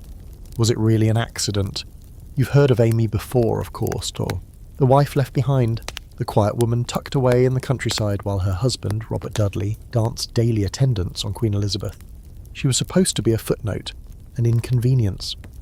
But her death becomes the kind of historical question that never dies, only festers. Because what happened on September 8th, 1560 didn't just end a life. It nearly ended the reign of a queen. Amy had married Robert when they were both young during the reign of King Edward VI. It was a love match. So they said, which was rare enough for nobles, but you can imagine what that meant. Two ambitious teenagers with nothing but prospects and promises, caught up in a family of schemers. When Robert's father, John Dudley, Duke of Northumberland, was executed for attempting to place Lady Jane Grey on the throne, Robert's fortunes fell. He was imprisoned in the Tower. Amy stood by him, wrote to him, waited, and then came the miracle. Robert was released. Elizabeth, newly crowned queen, named him her Master of the Horse. He rose faster than anyone thought possible. But Amy, she stayed behind. Historical fact: after Elizabeth's accession, Amy lived away from court, often in the rented country houses. She rarely saw her husband. They wrote occasionally, polite, restrained letters, but it was clear they lived in separate worlds. Amy increasingly isolated. Robert basking in royal favour. Fringe detail? Amy suffered from a mysterious illness in her final months. Her servants described her as pained, melancholic, often bedbound. Some now speculate she had breast cancer, which was poorly understood at the time and often accompanied by bone weakness. Others wonder if the illness was less physical, depression, despair, or even poisoning, though by whom remains an open question. The day she dies, Amy insists all her servants attend a fair. She's unusually insistent. They obey reluctantly. When they return, she's dead. The stairs she fell down? Only a few steps, not enough to break a healthy person's neck, but her collarbone is shattered. The coroner's inquest concludes it was accidental, a tragic fall. But you can feel the tension rising. No one believes it. The rumours erupt like wildfire across Europe. Amy's death is a scandal with legs. Suddenly Robert Dudley, already controversial for his intimacy with the Queen, is suspect. The idea that he arranged to have his wife killed to marry Elizabeth spreads fast. Some think he had her pushed. Some think poison weakened her bones. Some think Elizabeth was involved. And here's where things get messy. Because Elizabeth, whether innocent or not, knew the optics. The moment she hears of Amy's death, she retreats, stops seeing Dudley privately, refuses to consider marriage to him, despite their deep connection. She knows the court would never accept it now, not after this. Marrying him would stain her reign forever. Amy's broken body becomes a ghost that haunts every throne room, every council meeting, every chapel where Elizabeth might have once whispered, "I do." There's an open scholarly debate that still simmers like a low-burning fire. Was Amy's death truly an accident? The inquest, with its 12 jurors, found no evidence of foul play. The verdict was legally clean. But legally clean doesn't mean morally clear. Some historians believe Amy may have taken her own life, aware her husband was slipping away, hoping to shame him or prevent his reign. Others think she was murdered by Dudley, by one of his overzealous retainers, or even by a rival faction hoping to frame him and destroy his chances with the Queen. You stand in the empty stairwell at Cumnor Place, the house now long gone, and try to imagine it. A lonely woman, deeply aware of her position, her husband distant, the Queen suspiciously affectionate, her own health deteriorating, and a decision, conscious or not, that would change the course of English history. Because Amy's death doesn't just stop a marriage, it solidifies Elizabeth's image. After that, the Queen begins leaning more heavily into her role as the Virgin Queen. If she had ever truly considered marrying Dudley, she abandons the thought now. The political cost is too high, the court too fragile, and so she folds away whatever private feelings she had, buries them beside Amy, and lets the legend take root. But she never lets Dudley go. She keeps him at her side, promotes him, entrusts him with power, but never again does she allow the idea of their marriage to breathe. When foreign ambassadors ask if he's her lover, she offers a withering smile. "I will have but one mistress here," she says once, reportedly to Lettice Knollys, after Dudley's secret remarriage, "and no master." Still, she keeps Amy's portrait. It's tucked away, but it's there. You wonder sometimes if she ever looks at it. You wonder if she ever feels guilty, not for the death itself, perhaps she truly knew nothing, but for what followed, for turning a man's heartbreak into a headline, for using a woman's corpse as a cautionary tale, for wrapping herself in innocence while the shadows did their work behind her. And Amy, she becomes a story no one tells directly, mentioned in footnotes, whispered about in anti-Elizabethan pamphlets, used as a warning against courtly ambition. But in truth, she was just a woman. Married young, left behind, dying far from power, she didn't choose this ending, but she became its symbol. And every time Elizabeth walked past a suitor's hopeful eyes, every time she smiled and said, "Not today," every time she let love simmer but never boil, you can hear it. A body thudding softly down a staircase. Some women learn to survive by stepping back into the shadows. Others, like Lettice Knollys, seem born with the gall to march straight into the sun, even knowing it might burn them alive. You first spot her at court in the early 1560s, a flash of auburn hair, a tilt of the head that feels just a little too confident, a smile that hints she knows more than she says. She moves like someone who's always one step ahead of her scandal, and honestly, you kind of admire it. Lettice is no stranger to power. She's Elizabeth's cousin, niece to Anne Boleyn, through her mother, and therefore part of the Tudor blood web. She's married respectably. To Walter Devereux, a nobleman who dutifully traipses off to Ireland to chase rebellions and ambitions. They have children, build their estates, perform the expected rituals, but when Walter dies in 1576, possibly of dysentery, possibly of stress, possibly after receiving some very bad news from home, Lettice makes the one choice no Tudor woman was supposed to make. She marries Robert Dudley. Yes, that Robert Dudley, Elizabeth's Robert Dudley. Let's pause here and consider what kind of gall that takes. The Queen has been in love with this man for 20 years. Sure, she's never married him, but he's hers in every meaningful way. To go behind her back and take the man she never allowed herself to have, that's not just impolite, that's practically treason. Historical fact: Lettice Knollys and Robert Dudley married in secret in 1578 at Wanstead House.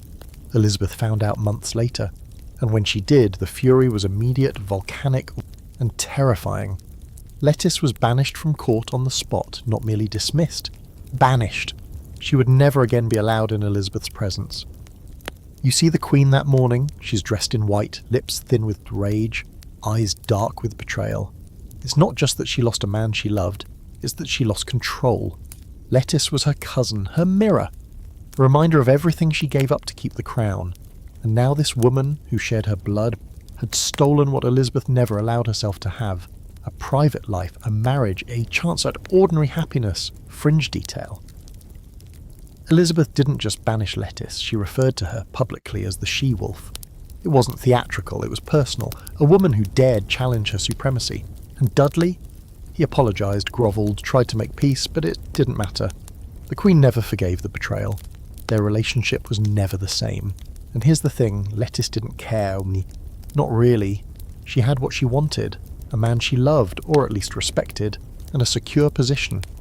She wasn't some court flirt hoping to angle her way up the ranks. She was already someone. She had wealth, bloodlines, children, and now the Earl of Leicester at her side. Court favour? Overrated. The marriage was complicated. Dudley was never a one-woman man. He liked flattery, basked in Elizabeth's attention whenever he could get it, and often treated Lettice as a well-kept secret. But they had a child together, a boy named Robert, nicknamed the Noble Imper. He was bright, promising, and destined to inherit his father's title. You'd think this might begin to heal things, that Elizabeth, aging and politically calculating, might soften over time. She never did. Even as Dudley returned to court, even as years passed, Lettice remained exiled. Elizabeth forgave traitors more easily than she forgave female rivals. There's a debate, of course. Did Lettice marry for love? Power? Revenge? Was she bold or reckless? Did she believe she could outmaneuver the Queen? Or did she simply stop caring?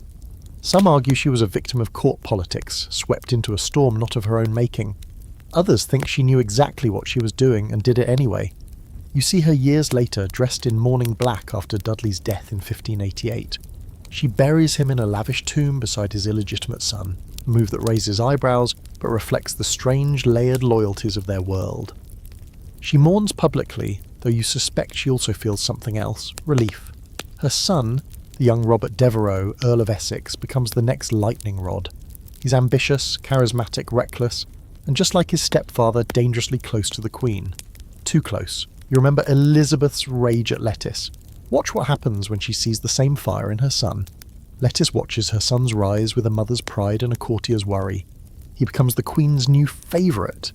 Dashing, poetic, prone to foolish outbursts.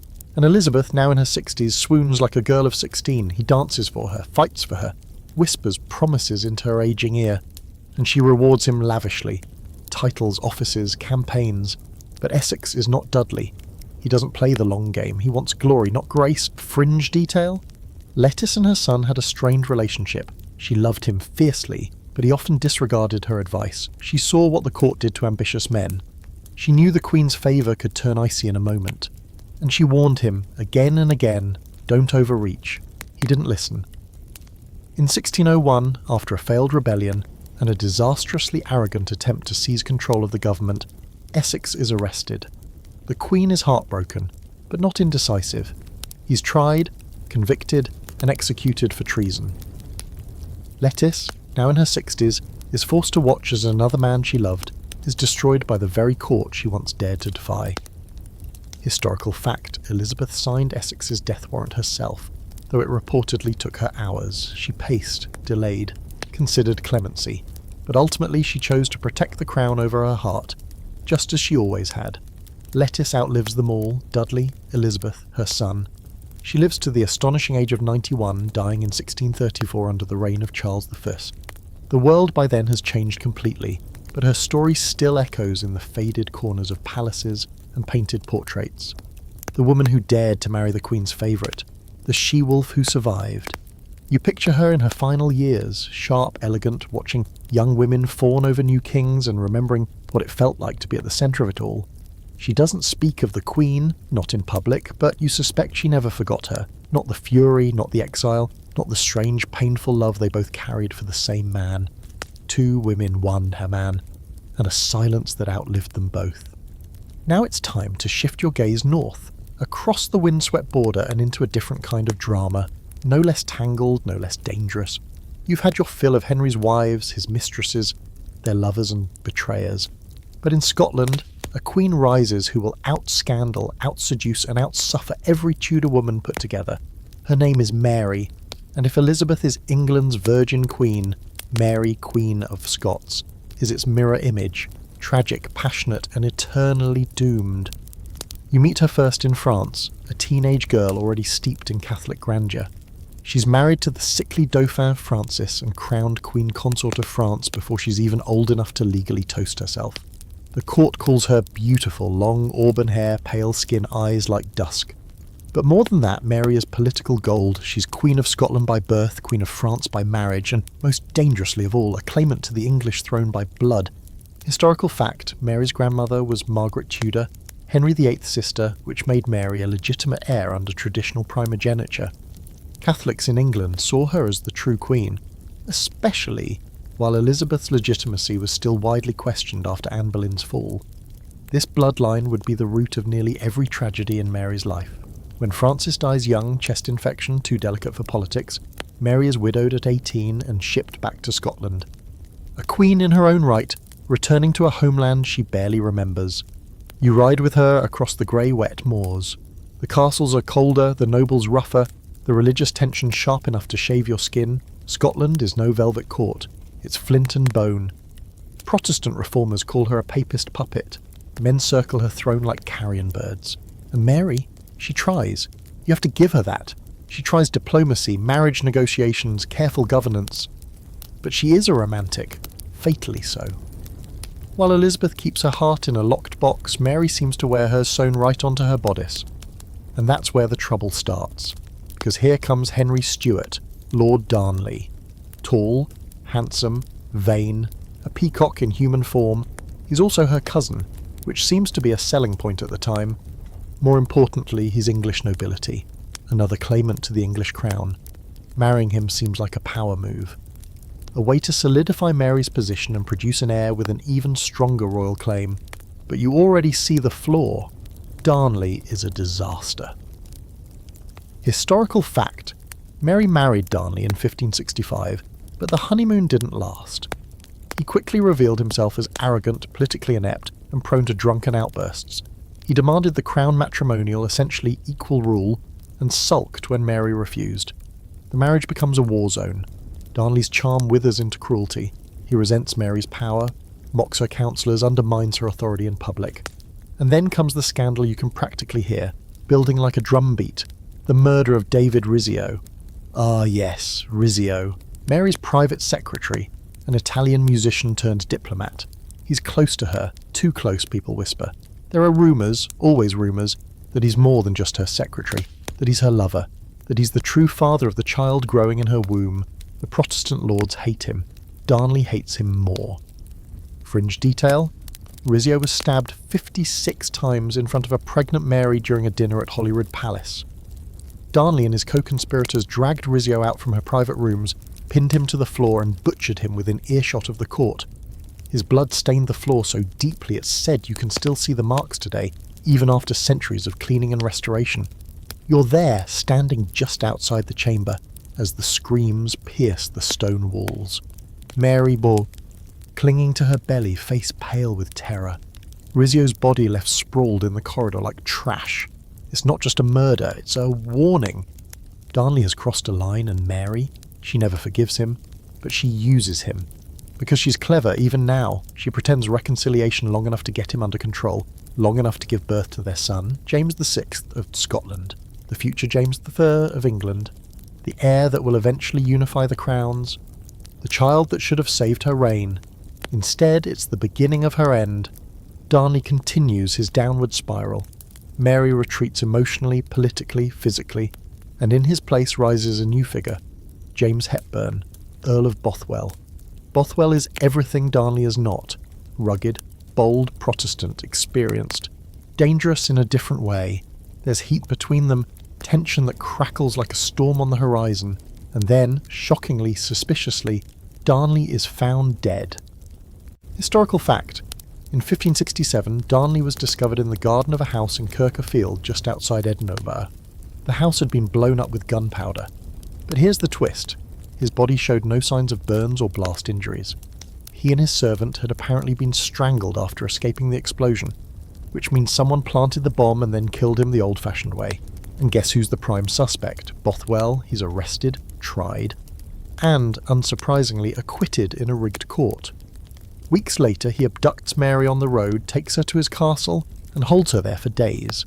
Whether it was rape, coercion, or some twisted seduction remains hotly debated, even today. But what's undeniable is that shortly afterward they marry. Let that sink in. Mary, Queen of Scotland, widowed twice, once in scandal, marries the man everyone believes killed her second husband. The reaction is immediate. The Scottish nobles revolt. Mary is imprisoned, forced to abdicate. Bothwell flees to Norway and dies insane in a Danish prison. Mary loses everything: her throne, her freedom, her reputation. She escapes, flees to England, seeks asylum with Elizabeth, and finds a cage instead. You watch her arrive at the English border, weary but hopeful. Elizabeth welcomes her with politeness, but also with guards. For the next 19 years, Mary will live under house arrest in various castles and manor homes, treated like both royalty and prisoner, always watched, always a threat, because as long as she lives, she gives England's Catholics a figurehead, a reason to hope for Elizabeth's fall. Mary is not the patient sort. She plots, writes letters. Couriers go in and out, carrying secret messages rolled into embroidery, folded into bookbindings, and eventually, inevitably, she's caught. The Babington plot, a failed Catholic conspiracy to assassinate Elizabeth and place Mary on the throne, is the final straw. Elizabeth signs the death warrant. Mary, Queen of Scots, is beheaded in 1587 at Fotheringhay Castle. She wears red, the colour of Catholic martyrdom. Her last words are prayers in Latin. It takes 3 strokes to remove her head. Fringe detail? When the executioner lifts her severed head to show the crowd, her wig slips off. Her head drops to the floor. Her small dog, hidden in the folds of her gown, runs out and refuses to leave the body. It's a mess. It's always a mess. And so ends Mary, romantic, reckless, brilliant, damned. She chose passion every time. She paid the price every time. And even in death she divided the kingdom. Elizabeth never speaks of her again, but the wound lingers, because in Mary she saw everything she could have been, and everything she refused to become, and now the boy with royal blood in both veins, the child born of scandal, crowned by survival. Henry Stuart, Lord Darnley, may be long dead, but his legacy lives on in his son James VI of Scotland, the only undeniable good to emerge from a marriage that poisoned everything it touched. But before James claims the crowns of both Scotland and England, we need to pause and look back at the man who helped create that legacy. Because Darnley's story is more than a footnote. It's a warning that arrogance, ambition and beauty rarely mix well in a Tudor world. And when they do, someone usually ends up face down in a garden with a broken neck. You meet Henry Stuart in 1565, a tall, striking man with golden curls, velvet sleeves, and the kind of swagger that makes older nobles roll their eyes and younger ones clench their jaws. At first glance, he's everything a queen like Mary might want: young, royal, and thoroughly English. His lineage is impeccable. He descends from Margaret Tudor, Henry VIII's sister, giving him a legitimate, if shaky, claim to the English throne. More importantly, he's Protestant enough to not send the Scottish reformers into full revolt. Mary sees him and thinks, perfect. You see him and think, disaster incoming. Historical fact: Mary married Darnley in July 1565, despite objections from her advisers. Their union united 2 claims to the English throne, terrifying Elizabeth and every Protestant nobleman from London to the Highlands. It was a dynastic power move and politically a masterstroke. But in matters of temperament, catastrophic. Darnley is charming, yes, but he's also vain, entitled, and obsessed with status. He believes himself not just Mary's equal, but her superior. He demands the crown matrimonial, the legal right to rule alongside her, and potentially alone if she dies. Mary wisely refuses. This wounds Darnley's pride so deeply he spends the rest of the marriage trying to claw it back, usually with drink, rage, or idiocy. He becomes sullen, jealous, suspicious. You see it every time Mary speaks with a man, especially David Rizzio, her secretary. The tension simmers like sour wine. Darnley spreads rumours that Rizzio is her lover, that her unborn child is not his, that he's being humiliated, emasculated, erased, and when those rumours gain traction, he seizes his moment. March 1566. You're standing in the great hall of Holyrood Palace, the air thick with candle smoke and tension. Mary, visibly pregnant, is dining with her court. Rizzio's beside her, as usual. Then suddenly the doors burst open. Darnley storms in with a pack of armed nobles, angry, paranoid, bristling with testosterone. He pulls a pistol, others draw knives. They drag Rizzio screaming from the Queen's side. Mary stands, shouting, pleading, too late to stop it. Fringe detail, Rizzio is stabbed 56 times. So many that the floorboards beneath him buckle with blood. Mary's dress is smeared with it. She's shoved aside, clutching her stomach. Her cries echo through the halls. You wonder how a man could do this to his wife, and you wonder how Mary could ever forgive him. She doesn't, and yet she's clever. In the days that follow, she pretends to reconcile, smiles at Darnley, speaks to him gently, coaxes him back into her confidence. It's not love, it's survival. She's pregnant, alone, surrounded by enemies, so she plays the long game. Historical fact, just 3 months after Rizzio's murder, Mary gives birth to James. Despite everything, the child is healthy, whole, and immediately swept into political games far beyond his comprehension. Mary now holds the most powerful card in the game, an heir. But Darnley's days are numbered. He continues to spiral. Mary retreats further. She consults with James Hepburn, Earl of Bothwell, a brutal but effective nobleman. Rumours stir, alliances form, and then, in February 1567, the end arrives with fire and silence. Darnley is convalescing from illness at a house near Edinburgh. Mary has arranged for him to be moved there, out of the palace, out of sight. The house explodes in the early morning hours. Locals wake to find a smoking crater. But Darnley's body isn't inside, it's in the garden. Fully clothed, unburnt, neck broken. Fringe theory? The gunpowder was for show, a distraction. Whoever killed Darnley did it with hands, not fire. Some say Bothwell. Some say Mary knew. Others say she was a pawn, manipulated into cleaning up a political mess created by others. The question never truly finds an answer. The reaction is swift. The Scottish nobles are outraged.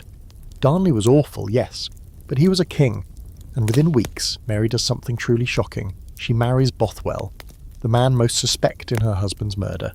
She claims he abducted her. Maybe he did, but the wedding proceeds. Catholic and Protestant alike recoil.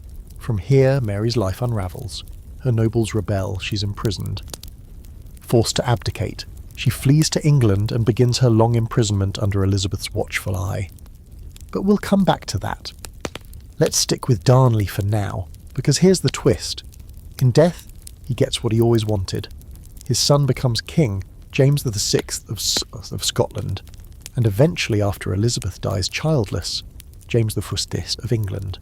The first ruler of both kingdoms, the man who finally unites the crowns through the very bloodline that cursed his parents. There's a debate about how much of Darnley's madness James inherited. Some historians claim he was cold, vain, manipulative. Others say he was scholarly, cautious, and deeply aware of how close his life had come to ruin before it even began.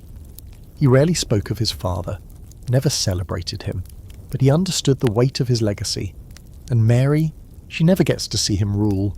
You imagine her in her final days, imprisoned, knowing her son has been raised by Protestant lords who hate her. She writes letters to him, sends tokens, pleads for a reunion. It never happens. James, pragmatic and politically savvy, keeps his distance. He owes his crown to her blood, but not her memory. You stand at Darnley's grave, it's simple, unremarkable, A quiet end for a man who once strutted through palaces as if he owned the world. His life, a textbook case in what happens when ego outpaces intelligence. When charm is used like a cudgel. When a man marries a queen and forgets he isn't a king. He's a footnote in Mary's tragedy, an echo in James's legacy, and a reminder that in the Tudor world beautiful boys rarely live long. You already know how this ends. The room is cold, the walls are stone, the queen kneels, the axe waits. But before we reach Mary, Queen of Scots' final breath, let's talk about the man whose murder dragged her down faster than any gossip ever could. Because before the Babington plot, before the English courts, before her long prison stay and ultimate execution, there was David Rizzio, a man who never wore a crown, never fought in battle, never married a queen. And yet, for a moment, he held the power of both a lover and a scapegoat in one trembling hand. You first meet Rizzio in 1561, standing in the echoing halls of Holyrood Palace in Edinburgh. He's small, elegant, foreign, an Italian musician by trade hired to entertain the court, a man with a good voice and a better sense of timing. He knows how to wait, how to smile at the right moments, how to flatter without grovelling. That, it turns out, is a rare talent in Mary's court. At first, he's just background noise. A player of lutes, a singer of songs, but as time passes, you notice he's always nearby. Close enough to hand Mary a letter, a goblet, a whispered observation. He's discreet, loyal, intelligent, and most importantly, not Scottish, which means he doesn't come with clan alliances or blood feuds. He's Mary's creature, and Mary makes good use of him. Historical fact, Rizzio rose quickly in the Scottish court, becoming Mary's private secretary and a key advisor in her inner circle. He managed correspondence, organised her household, and became deeply trusted by the Queen. Some reports claim he was with her at all hours, morning, noon and night, which is precisely the problem. The Scottish lords already resent Mary. A Catholic queen ruling a Protestant land, risky. A foreign queen with foreign advisors, intolerable. And now this, an Italian nobody, a servant who whispers in her ear, who controls her access, who may even know her secrets. They hate him, and Darnley, Mary's insecure, petulant husband, hates him most of all. Fringe detail, the rumours go beyond politics. Gossip spreads that Rizzio and Mary are lovers, that he's the father of her unborn child, that he's controlling her like some papal puppet. The fact that he's Catholic only fuels the paranoia. Add to that Darnley's bruised ego and his increasingly erratic behaviour, and it's only a matter of time before someone sharpens a dagger. March 1566. You're in Holyrood once again. Mary's chambers are candlelit and hushed, dinner laid out on the table. She's 5 months pregnant, visibly glowing, seated with Rizzio and a few ladies. There's laughter, soft music, a moment of calm. Then everything breaks. Darnley enters first, his face tight, his hands trembling. Behind him, a pack of armed men, nobles with drawn swords, faces twisted with something deeper than politics. Jealousy, fear, rage. Rizzio jumps up, confused. Mary rises too, demanding an explanation. Darnley murmurs something to her, something quiet and cruel, then steps aside. The men descend, they drag Rizzio from the room. Mary screams, clutches her belly, they ignore her. Outside the chamber, in the corridor, they pin him to the ground and stab him. Over and over and over. Historical fact, Rizzio was stabbed 50 times in front of half the court. His blood soaked through the floorboards. It was a public execution masquerading as a political statement. The lords claimed he was undermining the kingdom, manipulating the Queen, but really, it was a brutal display of masculine panic. Mary is traumatised, terrified, but she doesn't collapse and she plays the long game. She pretends to forgive Darnley, coaxes him back into her favour just long enough to escape the grip of the men who murdered her friend, just long enough to gather power, just long enough to set her sights on revenge. And the irony? Rizzio's death achieves the opposite of what the lords intended. Mary doesn't lose control, she tightens it. Public opinion sways. People see her, not as a foreign tyrant, but as a grieving woman, a strong queen standing alone against brutality. Sympathy swells, Darnley becomes more hated than ever. And the unborn child inside her miraculously survives. She gives birth to James VI, her heir, her son, a living rejection of the violence that tried to tear her down. There's a strange poetic debate among scholars about Rizzio's role in all this. Was he really Mary's lover? Some argue their closeness suggests intimacy. Others believe it was purely platonic, loyalty mistaken for seduction. Was he power-hungry? Or just the unfortunate target of men who couldn't imagine a queen trusting someone who didn't look like them? The truth, as always, is layered and lost. Fringe theory. Some believe Darnley didn't just murder Rizzio out of jealousy. They think he feared being replaced, not just as a husband, but as a father. That maybe he suspected or knew that Rizzio was the real father of Mary's child. It's unlikely, but rumours are fuel in royal courts. Facts matter less than belief. And belief? That's what doomed Rizzio. He's buried quietly. No state funeral, no ceremony, just a small marker. Today, if you visit Holyrood, they'll show you the blood stain on the floor, scrubbed, sanded, but never quite gone. People say it reappears from time to time, as if the stone itself remembers. You see Mary in the aftermath standing at that very spot. She doesn't cry, doesn't flinch, but her face hardens, something changes. The innocence, the romanticism burned out. From here on, her reign is darker, sharper. She makes more enemies. And when she finally marries Bothwell, another scandal, another catastrophe. You wonder if it all traces back to this, to that night, that blood, that betrayal. Because Rizzio wasn't just a victim, he was a turning point. The moment Mary's story stopped being about potential and started being about inevitability. You remember that when she kneels at Fotheringhay years later, her red dress pooling around her feet, her eyes steady on the blade. The last Catholic Queen of Scotland, undone not just by war and politics, but by a single act of cruelty long ago in a candlelit room. And Rizzio? He doesn't get a monument. But history remembers, and sometimes that's enough. You've been here before. Castle walls, smoky torches, the scent of damp stone and long-rotted secrets. But tonight feels different. Colder, like something heavy is about to fall. Mary, Queen of Scots, has lost nearly everything by now. Her throne, her freedom, her child. What remains is reputation, and even that's bleeding out by the hour. But there's still one man left to destroy that last flicker of sympathy. James Hepburn, 4th Earl of Bothwell, the final fatal lover.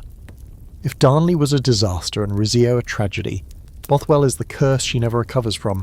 You've seen his type before, rough around the edges, smiling too easily, a man who smells like horses and gunpowder and bad decisions. At first you don't take him seriously. He's just another noble with too many debts and too few morals. But then he starts showing up in all the right rooms, talking to all the right people, getting just close enough to Mary without touching. And that's when you realise he's dangerous. Historical fact. James Hepburn, Earl of Bothwell, was a prominent Protestant lord in Scotland and a skilled military commander. He was also brash, bold, and not overly concerned with laws, etiquette, or the opinions of anyone beneath him, which, in his mind, included nearly everyone. After the murder of Rizzio, Mary leans on Bothwell more than ever. He helps her navigate the fallout, shields her from the wolves circling her court, and positions himself as a loyal protector. But it's more than politics. There's a spark between them, volatile, magnetic. You can see it in the way she turns toward him when others speak, in the silence that follows every conversation between them. Then comes Darnley's murder. We've already been there. Exploded house, unburned corpse, broken neck, but now we're standing in the aftermath watching the vultures circle. Bothwell is the obvious suspect. The motive? Clear. The opportunity? Plentiful, yet somehow he's acquitted. The trial is rushed, the evidence flimsy, the outcome predetermined. You know a rigged verdict when you see one, and so does everyone else. But the real shock comes just weeks later, in April 1567, when Mary sets out on a journey and is intercepted by Bothwell and his men. She is taken, some say abducted, some say escorted, back to his stronghold at Dunbar, and there, behind closed doors, something happens that will stain her reputation forever. Fringe detail? Mary never writes down what occurred during those 10 days in Bothwell's custody, but years later in letters and testimonies the stories come out. She may have been raped, she may have consented, she may have believed she had no choice. The ambiguity is the weapon that history uses against her. What is undeniable? She marries him. Just weeks after Darnley's death, just days after being held in Bothwell's fortress, Mary becomes his wife. A Protestant ceremony. No pomp, no royal blessing, no joy. You can feel the shock ripple across Scotland. Her enemies leap on it like wolves. The Catholic nobility is appalled. The Protestants see it as political suicide. The people whisper, was she complicit in Darnley's murder? Is this her reward for silence, or has she simply lost her mind? There's an open scholarly debate about that marriage, and it still burns hot in academic circles. Was Mary under duress, manipulated by a ruthless man who knew exactly how to use fear and flattery? Or did she believe marrying Bothwell was her only way to secure the throne? Was it love twisted into survival, or just survival dressed up in the language of marriage? Whatever it was, it doesn't last. Within weeks the nobles rise against them. The Confederate lords march on Mary and Bothwell. The Queen, riding beside her new husband in armour, is a ghost of the woman she once was, haunted, cornered, desperate. They surrender at Carberry Hill without a fight. Bothwell flees, Mary is imprisoned, and just like that, the story ends. Or so it seems. Bothwell escapes to Scandinavia, but justice, or karma, catches up. He's arrested in Denmark, accused of piracy, and imprisoned in a dungeon. He dies there, insane, filthy, chained to a pillar, after a decade of isolation. A man who once seduced a queen reduced to an animal scratching at stone walls. No funeral, no last words, just rot. Historical fact. James Hepburn died in 1578 after nearly 10 years of imprisonment. He lost his titles, his fortune, his mind. He left no legitimate heirs, just ruin. Mary, meanwhile, is forced to abdicate in favour of her infant son. She escapes captivity once, tries to rally support, loses the Battle of Langside, and flees to England, where she seeks protection from her cousin Elizabeth. Big mistake. Elizabeth sees her not as a cousin, but a threat. For nearly 2 decades, Mary is held under house arrest. Lavish prisons, yes, manor houses, castles, but prisons nonetheless. And all the while, Elizabeth waits for her to step out of line. She does. Mary, ever impulsive, involves herself in the Babington plot, a failed conspiracy to assassinate Elizabeth and place Mary on the English throne. Letters are intercepted. Her handwriting is confirmed. The evidence is damning. She is tried, convicted, and sentenced to death. Fringe detail. On the day of her execution, Mary wore red, the colour of Catholic martyrdom. She carried a crucifix. Her final prayers were in Latin. The execution was botched. The first axe stroke missed her neck. The second struck bone. It took 3 strokes. When the executioner held up her head, her wig came off. Her head dropped to the floor. Her small dog ran from beneath her skirts and refused to leave the body. You stand in that room afterward, the silence thick and choking. A queen is dead. A son is silent. A cousin returns to her mirrors. And Bothwell? He's already dust. There's something almost fitting in how he dies. Forgotten, mad, buried in foreign soil, he was a man who grabbed for power with bloody hands, and in the end, those hands clawed only at the walls of a cell. Mary chose wrong, again. Or maybe, like so many women of her time, the choice was never really hers. The axe has fallen, the dog has whimpered, the floor is slick with the grief of a nation that doesn't quite know how to mourn a woman it never really trusted. Mary, Queen of Scots, is gone, and now we shift our gaze to the other side of the battlefield, to the cousin who ordered the execution, signed the warrant, and then spent days claiming she didn't mean to. Elizabeth Tudor, the Virgin Queen, the master of contradiction, is staring at her reflection again. But this time there's a crack in the glass. You know her well by now. You've watched her flirt without yielding, govern without marriage, mourn without letting the mask slip. And yet, as her reign stretches on, one truth becomes clear. For all her power, all her wit, all her mastery of performance, Elizabeth's life is haunted by the ghosts of love, both the ones she denied herself and the ones she maybe, just maybe, allowed too close. It's time to talk about another Robert. Not Dudley, the long-burning torch of her youth, but a newer flame, Robert Devereux, 2nd Earl of Essex. He enters her life like a gust of wind in a locked room, loud, handsome, reckless, and about 30 years too young for subtlety. Historical fact, Robert Devereux was the stepson of Robert Dudley and cousin to Lettice Knollys, the woman Elizabeth banished from court for daring to marry her favourite. That alone should have made him poison. But no, the Queen sees him, and something clicks. Not romantic love, not exactly, but something dangerously close. You watch them circle each other across the polished floors and political chambers. He calls her sweet mistress. She calls him my Robin. Yes, another a Robin. She showers him with gifts, titles, lands. He returns the favour with poems, flattery, and reckless heroics. Everyone knows what's happening and no one can stop it. It's not a love affair in the physical sense, perhaps, but emotionally, it's an inferno. The court is stunned. Here is Elizabeth in her 50s and 60s, still holding court with a boy in his 20s. She dances, flirts, argues with him in public. He sulks, pouts, storms out of meetings.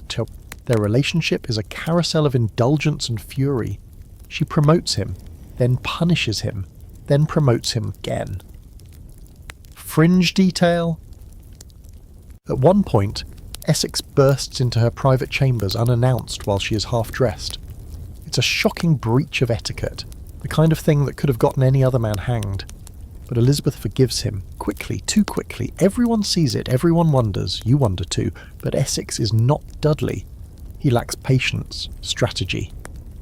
He's not interested in keeping the Queen pleased. He wants to rule. He grows bold, starts speaking over her, challenges her decisions. He's sent to Ireland to put down a rebellion, and instead of crushing the Irish, he makes a truce with them, without permission. He abandons the campaign and returns to England in disgrace. Still, Elizabeth gives him another chance. She always gives him another chance, till the day he finally pushes too far. In 1601, Essex leads a failed coup, an actual armed rebellion in the heart of London. His goal? Vague. Some say he wanted to seize control of the court. Others claim he hoped to protect the Queen from corrupt advisers. Maybe he simply snapped. The man who once danced for Elizabeth in velvet hose now rides through the streets with a sword and a death wish. He is arrested within hours. Historical fact, the trial is swift. He is found guilty of treason. He writes to the Queen, begging for mercy. She delays the execution, once, twice, but finally signs the order. He's beheaded on Tower Green. Fringe detail? The executioner botched it. The first stroke didn't kill him, nor the second. It took 3 again, as with Mary. Some say the Queen cried when she heard. Others say she turned to her mirror and whispered his name. There's a scholarly debate about what Essex meant to Elizabeth. Was he a substitute for Dudley? A political weapon she didn't know how to control? A reflection of her own aging power, slipping just slightly out of reach? Some argue she loved him. Others say she loved the idea of being loved by someone so young, so beautiful, so doomed. Whatever the truth, his death leaves a hollow space, and she never really fills it. In the years that follow, Elizabeth grows quieter, less radiant. Her court still flourishes, but she retreats from the centre. She grows thinner, wears more pearls, more powder. Her teeth decay. Her famous red wigs become heavier, more elaborate, almost like armour. People still bow when she passes, but now they glance at each other afterward, as if asking, how much longer can she hold on? Fringe detail? Toward the end, she refuses to sit or lie down. She believes somehow that if she lies down, she will die. So she stands, day after day, till her legs tremble, until her courtiers panic, till she is finally lowered onto cushions, exhausted. Days later, she slips into unconsciousness and does not wake. Elizabeth dies in March 1603 at the age of 69, the Virgin Queen, the Gloriana, the woman who ruled alone for 45 years, who outlived her lovers, her rivals, her enemies, who outlasted Mary, outmaneuvered Philip, and outlived Dudley by 15 years. She is buried in Westminster Abbey, in a tomb that rests directly above her sister Mary Tudor. 2 queens who hated each other in life, locked together in stone. There's an odd serenity in that final irony. And with her death, the Tudor dynasty ends. The crown passes to her distant nephew, James VI of Scotland, now James IV of England, the son of the woman she executed, because of the men they both loved. Now the throne is quiet, Elizabeth is gone, and with her the entire Tudor line, snuffed out like a candle at dawn. You'd expect the page to turn cleanly here, new chapter, fresh dynasty. But nothing in this story ends without echoes. The scandal, the heartbreak, the bloodstain, they don't just fade with a funeral procession, they ripple, and right at the centre of the next ripple is a man who shouldn't even be in the story anymore, because this man has been dead for years, but he refuses to stay buried. Yes, we're talking about Thomas Seymour. You remember him, don't you? The swaggering brother of Jane Seymour, the last wife who gave Henry VIII a son before dying in the one way that spared her reputation. Thomas is handsome, smooth-talking, Charming in the kind of way that should set off warning bells, but back then charm was still currency, and Thomas used it like a king's seal, pressing himself into history long after he should have been erased. Historical fact: after Henry VIII's death in 1547, Thomas Seymour became the Lord High Admiral and married Henry's sixth and final wife, Catherine of Aragon, who had outlived the king and deserved some peace, honestly, but instead of a quiet retirement, she got Thomas. You find them newly married, setting up house at Chelsea Manor. Catherine is grieving but hopeful, and she takes in her stepdaughter, the young Lady Elizabeth, 14 years old, red-haired, already clever and cautious. Thomas, meanwhile, starts hanging around Elizabeth's quarters. At first, it seems innocent, playful. He visits her early in the morning, tickles her, slaps her buttocks, wrestles with her while she's still in bedclothes. Yes, that's not a metaphor. Fringe detail? Catherine once joined in on these strange games, even holding Elizabeth down while Thomas cut her dress into ribbons with a dagger, laughing the whole time. It was passed off as courtly fun, but you don't have to squint too hard to see something darker beneath it. Elizabeth is smart. She sees the line and realises Thomas is about to cross it. Or maybe he already has. So she leaves. Or rather, Catherine sends her away, possibly out of jealousy, possibly to protect her. Either way, Elizabeth escapes just in time, but the story doesn't end there. Thomas Seymour's ambition knows no bounds. He wants power. Real power. So he sets his sights on Elizabeth again, but this time with a proposal, marriage.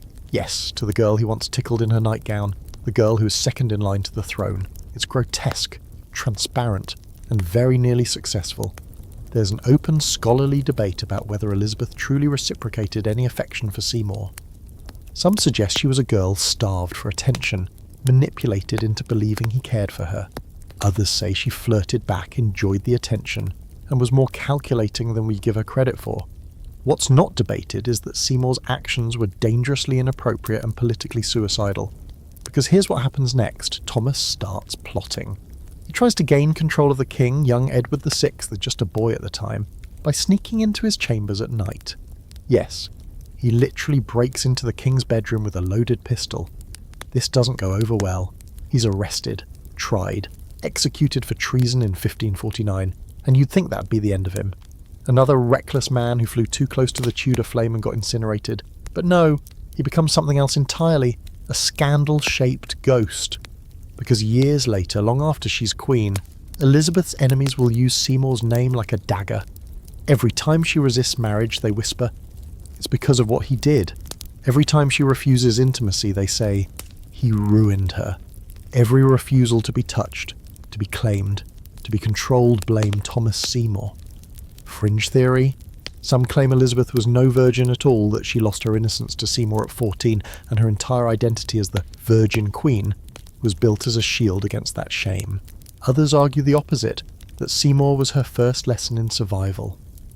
That she learned early what happened to women who let love cloud their judgment, and she vowed never to be anyone's pawn again. You watch her decades later, seated on her throne in full regalia, the image of strength, and yet you remember the girl she was, pale-faced, alone, chased from one household to another. You remember the inquiry she endured after Seymour's arrest, interrogated for hours, her letters searched, her words twisted. She was 16, and already she understood. The crown would never protect her. Only her wits could do that. Historical fact: Elizabeth was questioned heavily after Seymour's execution, suspected of complicity. She denied everything. No evidence was ever found. But the suspicion lingered. She survived it. That's the part everyone forgets. Elizabeth survived Seymour, survived the court that wanted to destroy her, survived Dudley, Essex, Mary, Philip, plots, poison, pressure, and perhaps she owed that first hard lesson to the man who betrayed her before she even became a woman. You stand at Seymour's forgotten grave. Simple, unmarked, no tomb, no legacy, just a name etched in scandal and whispers. And yet somehow his shadow touches the whole dynasty. Because every queen who came after him had to live in the wake of what he taught them.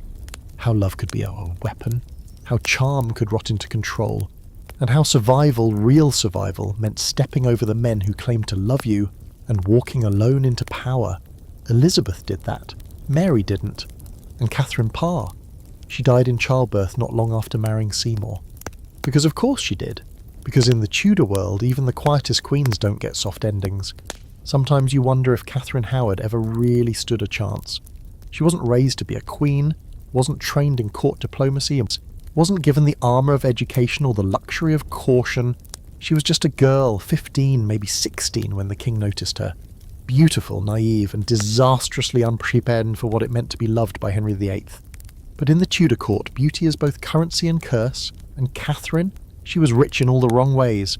You meet her first at court in 1540, twirling through a dance with laughter on her lips and a gown too fine for her birth.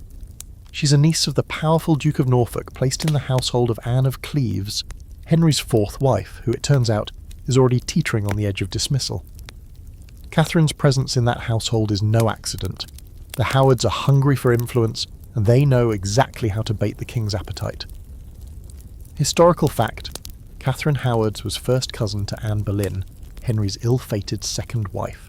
Both were raised in the same ambitious family, both were accused of adultery, and both lost their heads for it. Henry notices Catherine during the last gasps of his failed marriage to Anne of Cleves.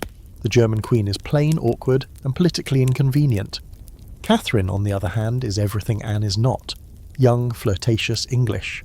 Henry, nearing 50 and increasingly sick, is instantly besotted.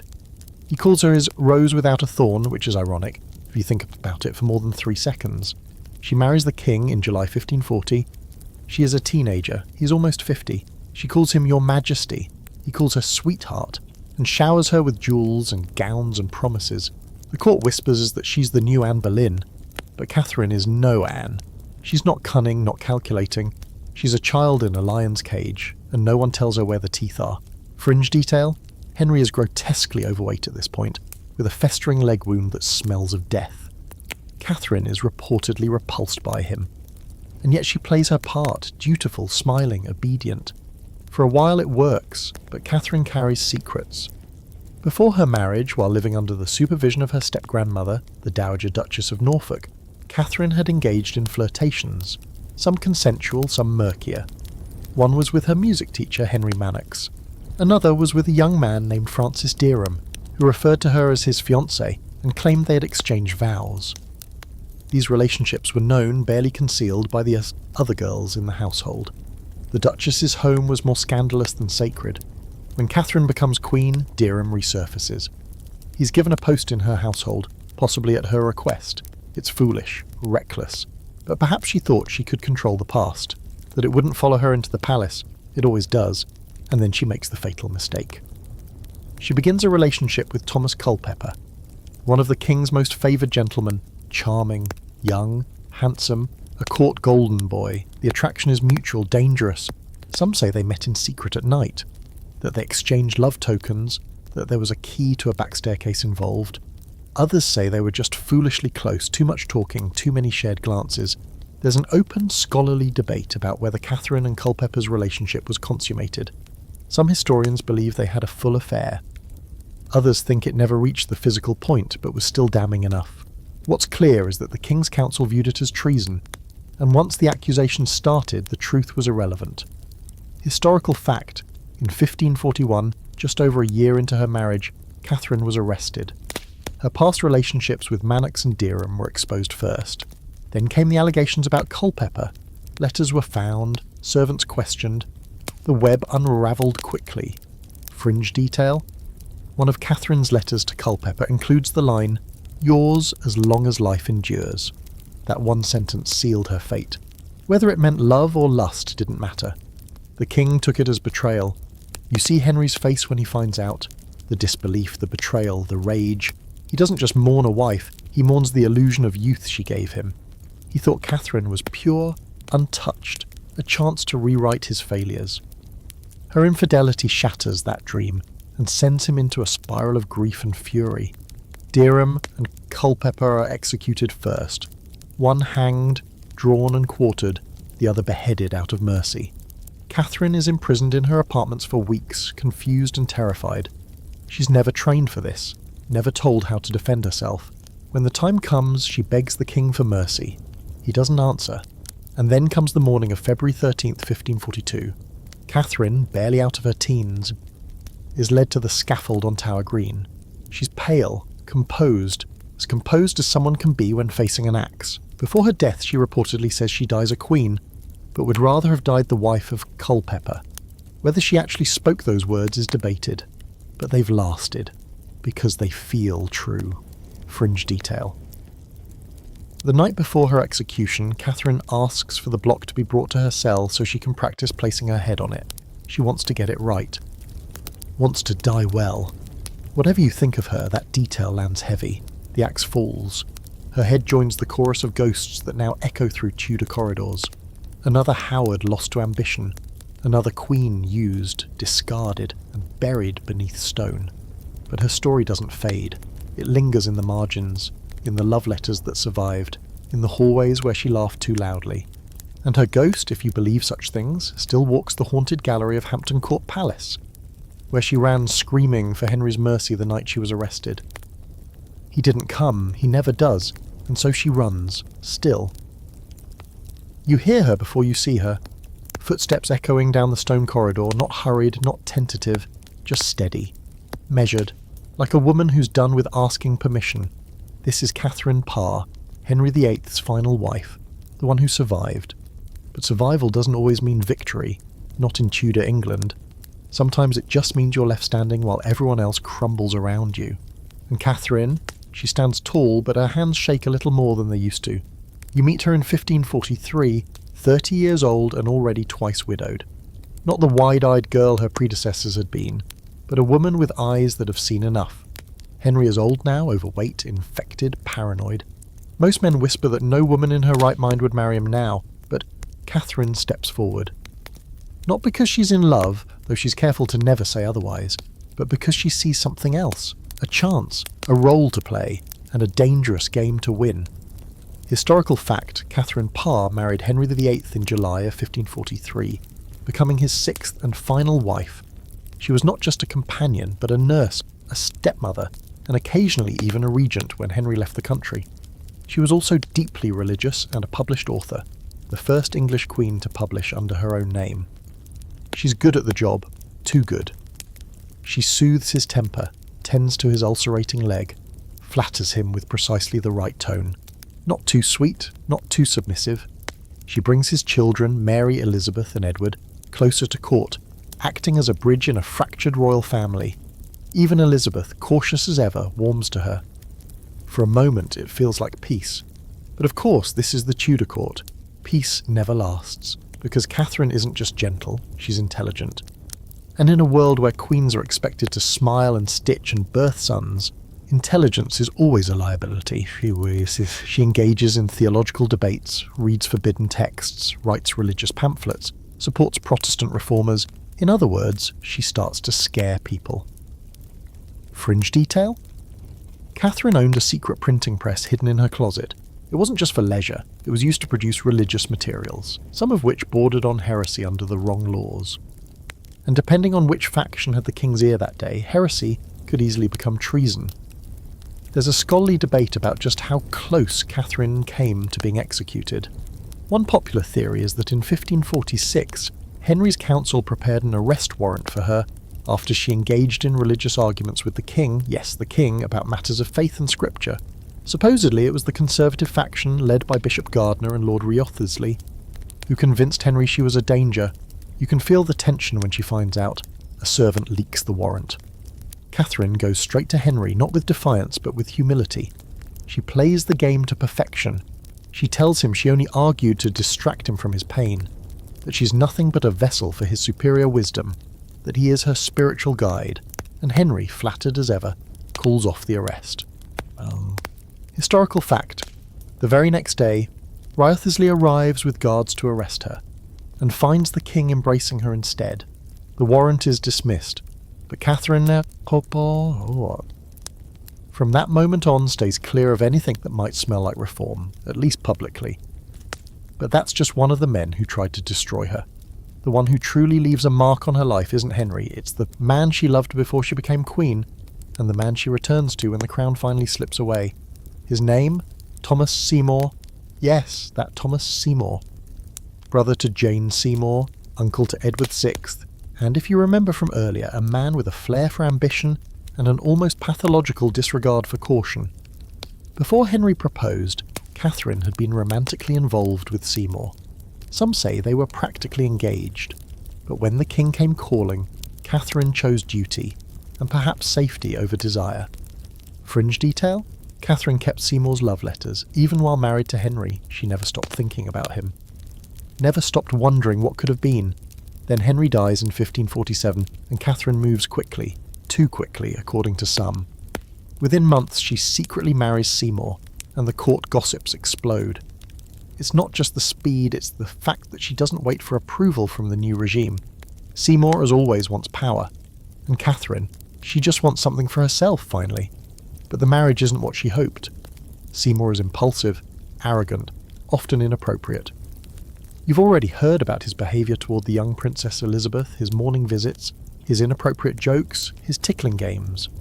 Catherine catches on, and whether out of jealousy or concern, she sends Elizabeth away. There's a heartbreaking open question in this period. Did Catherine suspect Seymour's true intentions? Did she feel betrayed by the man she risked everything for, or was she simply trying to preserve what little dignity their union had left? She becomes pregnant, not for the first time in her life, but the first time the pregnancy holds. She's in her mid-30s and the risks are high. Still, she's overjoyed, writes letters full of hope. Finally, she imagines a future with a child, a family, a new chapter. She gives birth to a daughter, Mary Seymour, in August 1548. 6 days later, Catherine is dead. Historical fact, Catherine Parr died of puerperal fever, childbed fever, a common and often deadly postpartum infection. Her final days were filled with delirium and rage. She accused Seymour of neglect, of betrayal, of poisoning her. Whether any of it was true, we'll never know. Fringe detail. Catherine's grave is in Sudeley Castle in the chapel she helped restore. She's the only Queen of England buried on private land, not in Westminster or St. George's. Her tomb was lost for centuries, rediscovered in the 18th century when workers stumbled across a lead coffin. Her body was reportedly so well preserved they thought she was merely asleep. And her daughter? She vanishes from the record. Some believe Mary Seymour died young, her inheritance stolen, her name erased. Others think she married and lived quietly, away from the court that swallowed her mother whole. It's fitting somehow.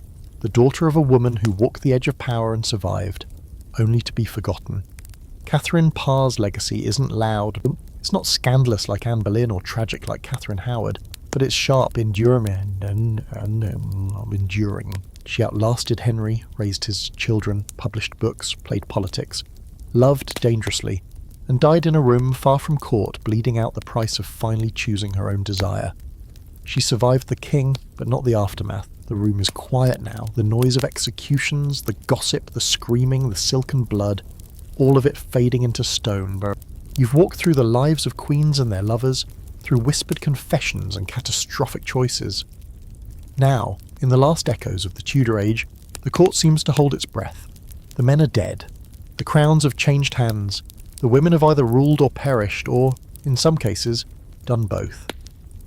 And yet one thread remains, the women themselves, not as victims, not even as survivors, but as the most dangerous players in a game everyone assumed belonged to kings. You stand in a long gallery, portraits lining the walls, Anne Boleyn with her dark eyes and sly smile, Catherine Howard, young and wide-eyed, still running, Elizabeth, half goddess, half lie, her hand gripping a globe, Mary, Queen of Scots dressed in martyr's red, and above them all the ghost of Henry VIII looms, not just in body but in the shadow he cast across every woman's life in his orbit. But let's not end with him, let's end with them, the queens, the consorts, the rivals, on their own terms. Because despite the headlines and the historical shorthand, this story was never just about who slept with whom. It was about power, about how women wielded it in secret, in silk, in letters passed under doors and confessions whispered behind fans. Some married their way into influence, others risked everything for moments of connection. Some were used, some used back, and almost all of them understood that in a world built for men, scandal was often the only language women had left. Take Lettice Knollys, for instance. Remember her, the cousin Elizabeth exiled for marrying Robert Dudley? She didn't vanish after that. No, Lettice lived well into her 90s, survived her son's execution, outlived her rival, died with all her teeth, which in the 1600s basically made her a sorceress. She never regained favour, but she kept her titles, her lands, her dignity. Quiet victories, the kind women had to settle for when grand ones weren't allowed, or Bess of Hardwicke, not a queen, but every bit as formidable. Married 4 times, each husband wealthier than the last. By the time of her death, she was the richest woman in England after the Queen. She built Hardwicke Hall, made from glass and ambition. Her granddaughter married a future king. She played marriage like chess and won every time. No scandal needed, just calculation. And then there's Elizabeth I, the final queen of the dynasty, whose entire reign was one long performance of control. No husband, no heirs, just the weight of a crown she wore like armour. Her lovers, real or imagined, fell into step behind her. Robert Dudley, whose death left her speechless. Robert Devereux, whose execution cracked something in her. Foreign suitors came and went, tools in her diplomatic arsenal, but no one ever claimed her. She was both queen and myth. By the time she died, she had convinced an entire nation that her body belonged to the country, not to any man. Fringe detail? Elizabeth was buried with her half-sister Mary Wyre. Bloody Mary! The Catholic queen she once feared and defied. Their shared tomb carries only Elizabeth's name. A final erasure. A final declaration of dominance. Even in death, the Virgin Queen took up all the space. There's an open, scholarly debate still raging in the quieter corners of academia about whether the Tudor queens had true agency or were simply puppets of circumstance. It's tempting to paint them as tragic, abused, betrayed, beheaded, but that's only half the story. Yes, they suffered, but they also schemed, they planned, they shaped the course of history not just through marriage and motherhood, but through intellect, resilience, and an understanding of politics most men never gave them credit for.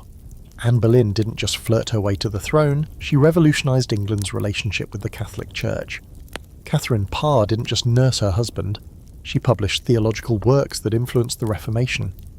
Even Catherine Howard, often dismissed as a silly girl, left behind a letter that suggests she knew exactly what game she was playing and the price she might pay. And Mary, Queen of Scots? Maybe she was too passionate. Maybe she trusted too easily. But she outlasted plots, betrayal, and decades of imprisonment with her identity intact. She died with dignity. And her son became king of both England and Scotland, something Elizabeth never managed. Fringe detail? James I, Mary's son, ordered that her body be moved to Westminster Abbey in 1612, 25 years after her execution. She now lies in a magnificent tomb near Elizabeth's. 2 queens, once enemies, now neighbours for eternity. And Mary's tomb, taller. You can argue about who won and who lost. But here's what's undeniable. The Tudor queens were never silent. They wrote letters. They made alliances. They broke rules. They kissed the wrong men and survived the fallout, or didn't. They danced at court, smiled through betrayal, and used every weapon available to them. From beauty to books to the strategic placement of a hairpin. And the men? Well, most of them ended up dead, disgraced or forgotten.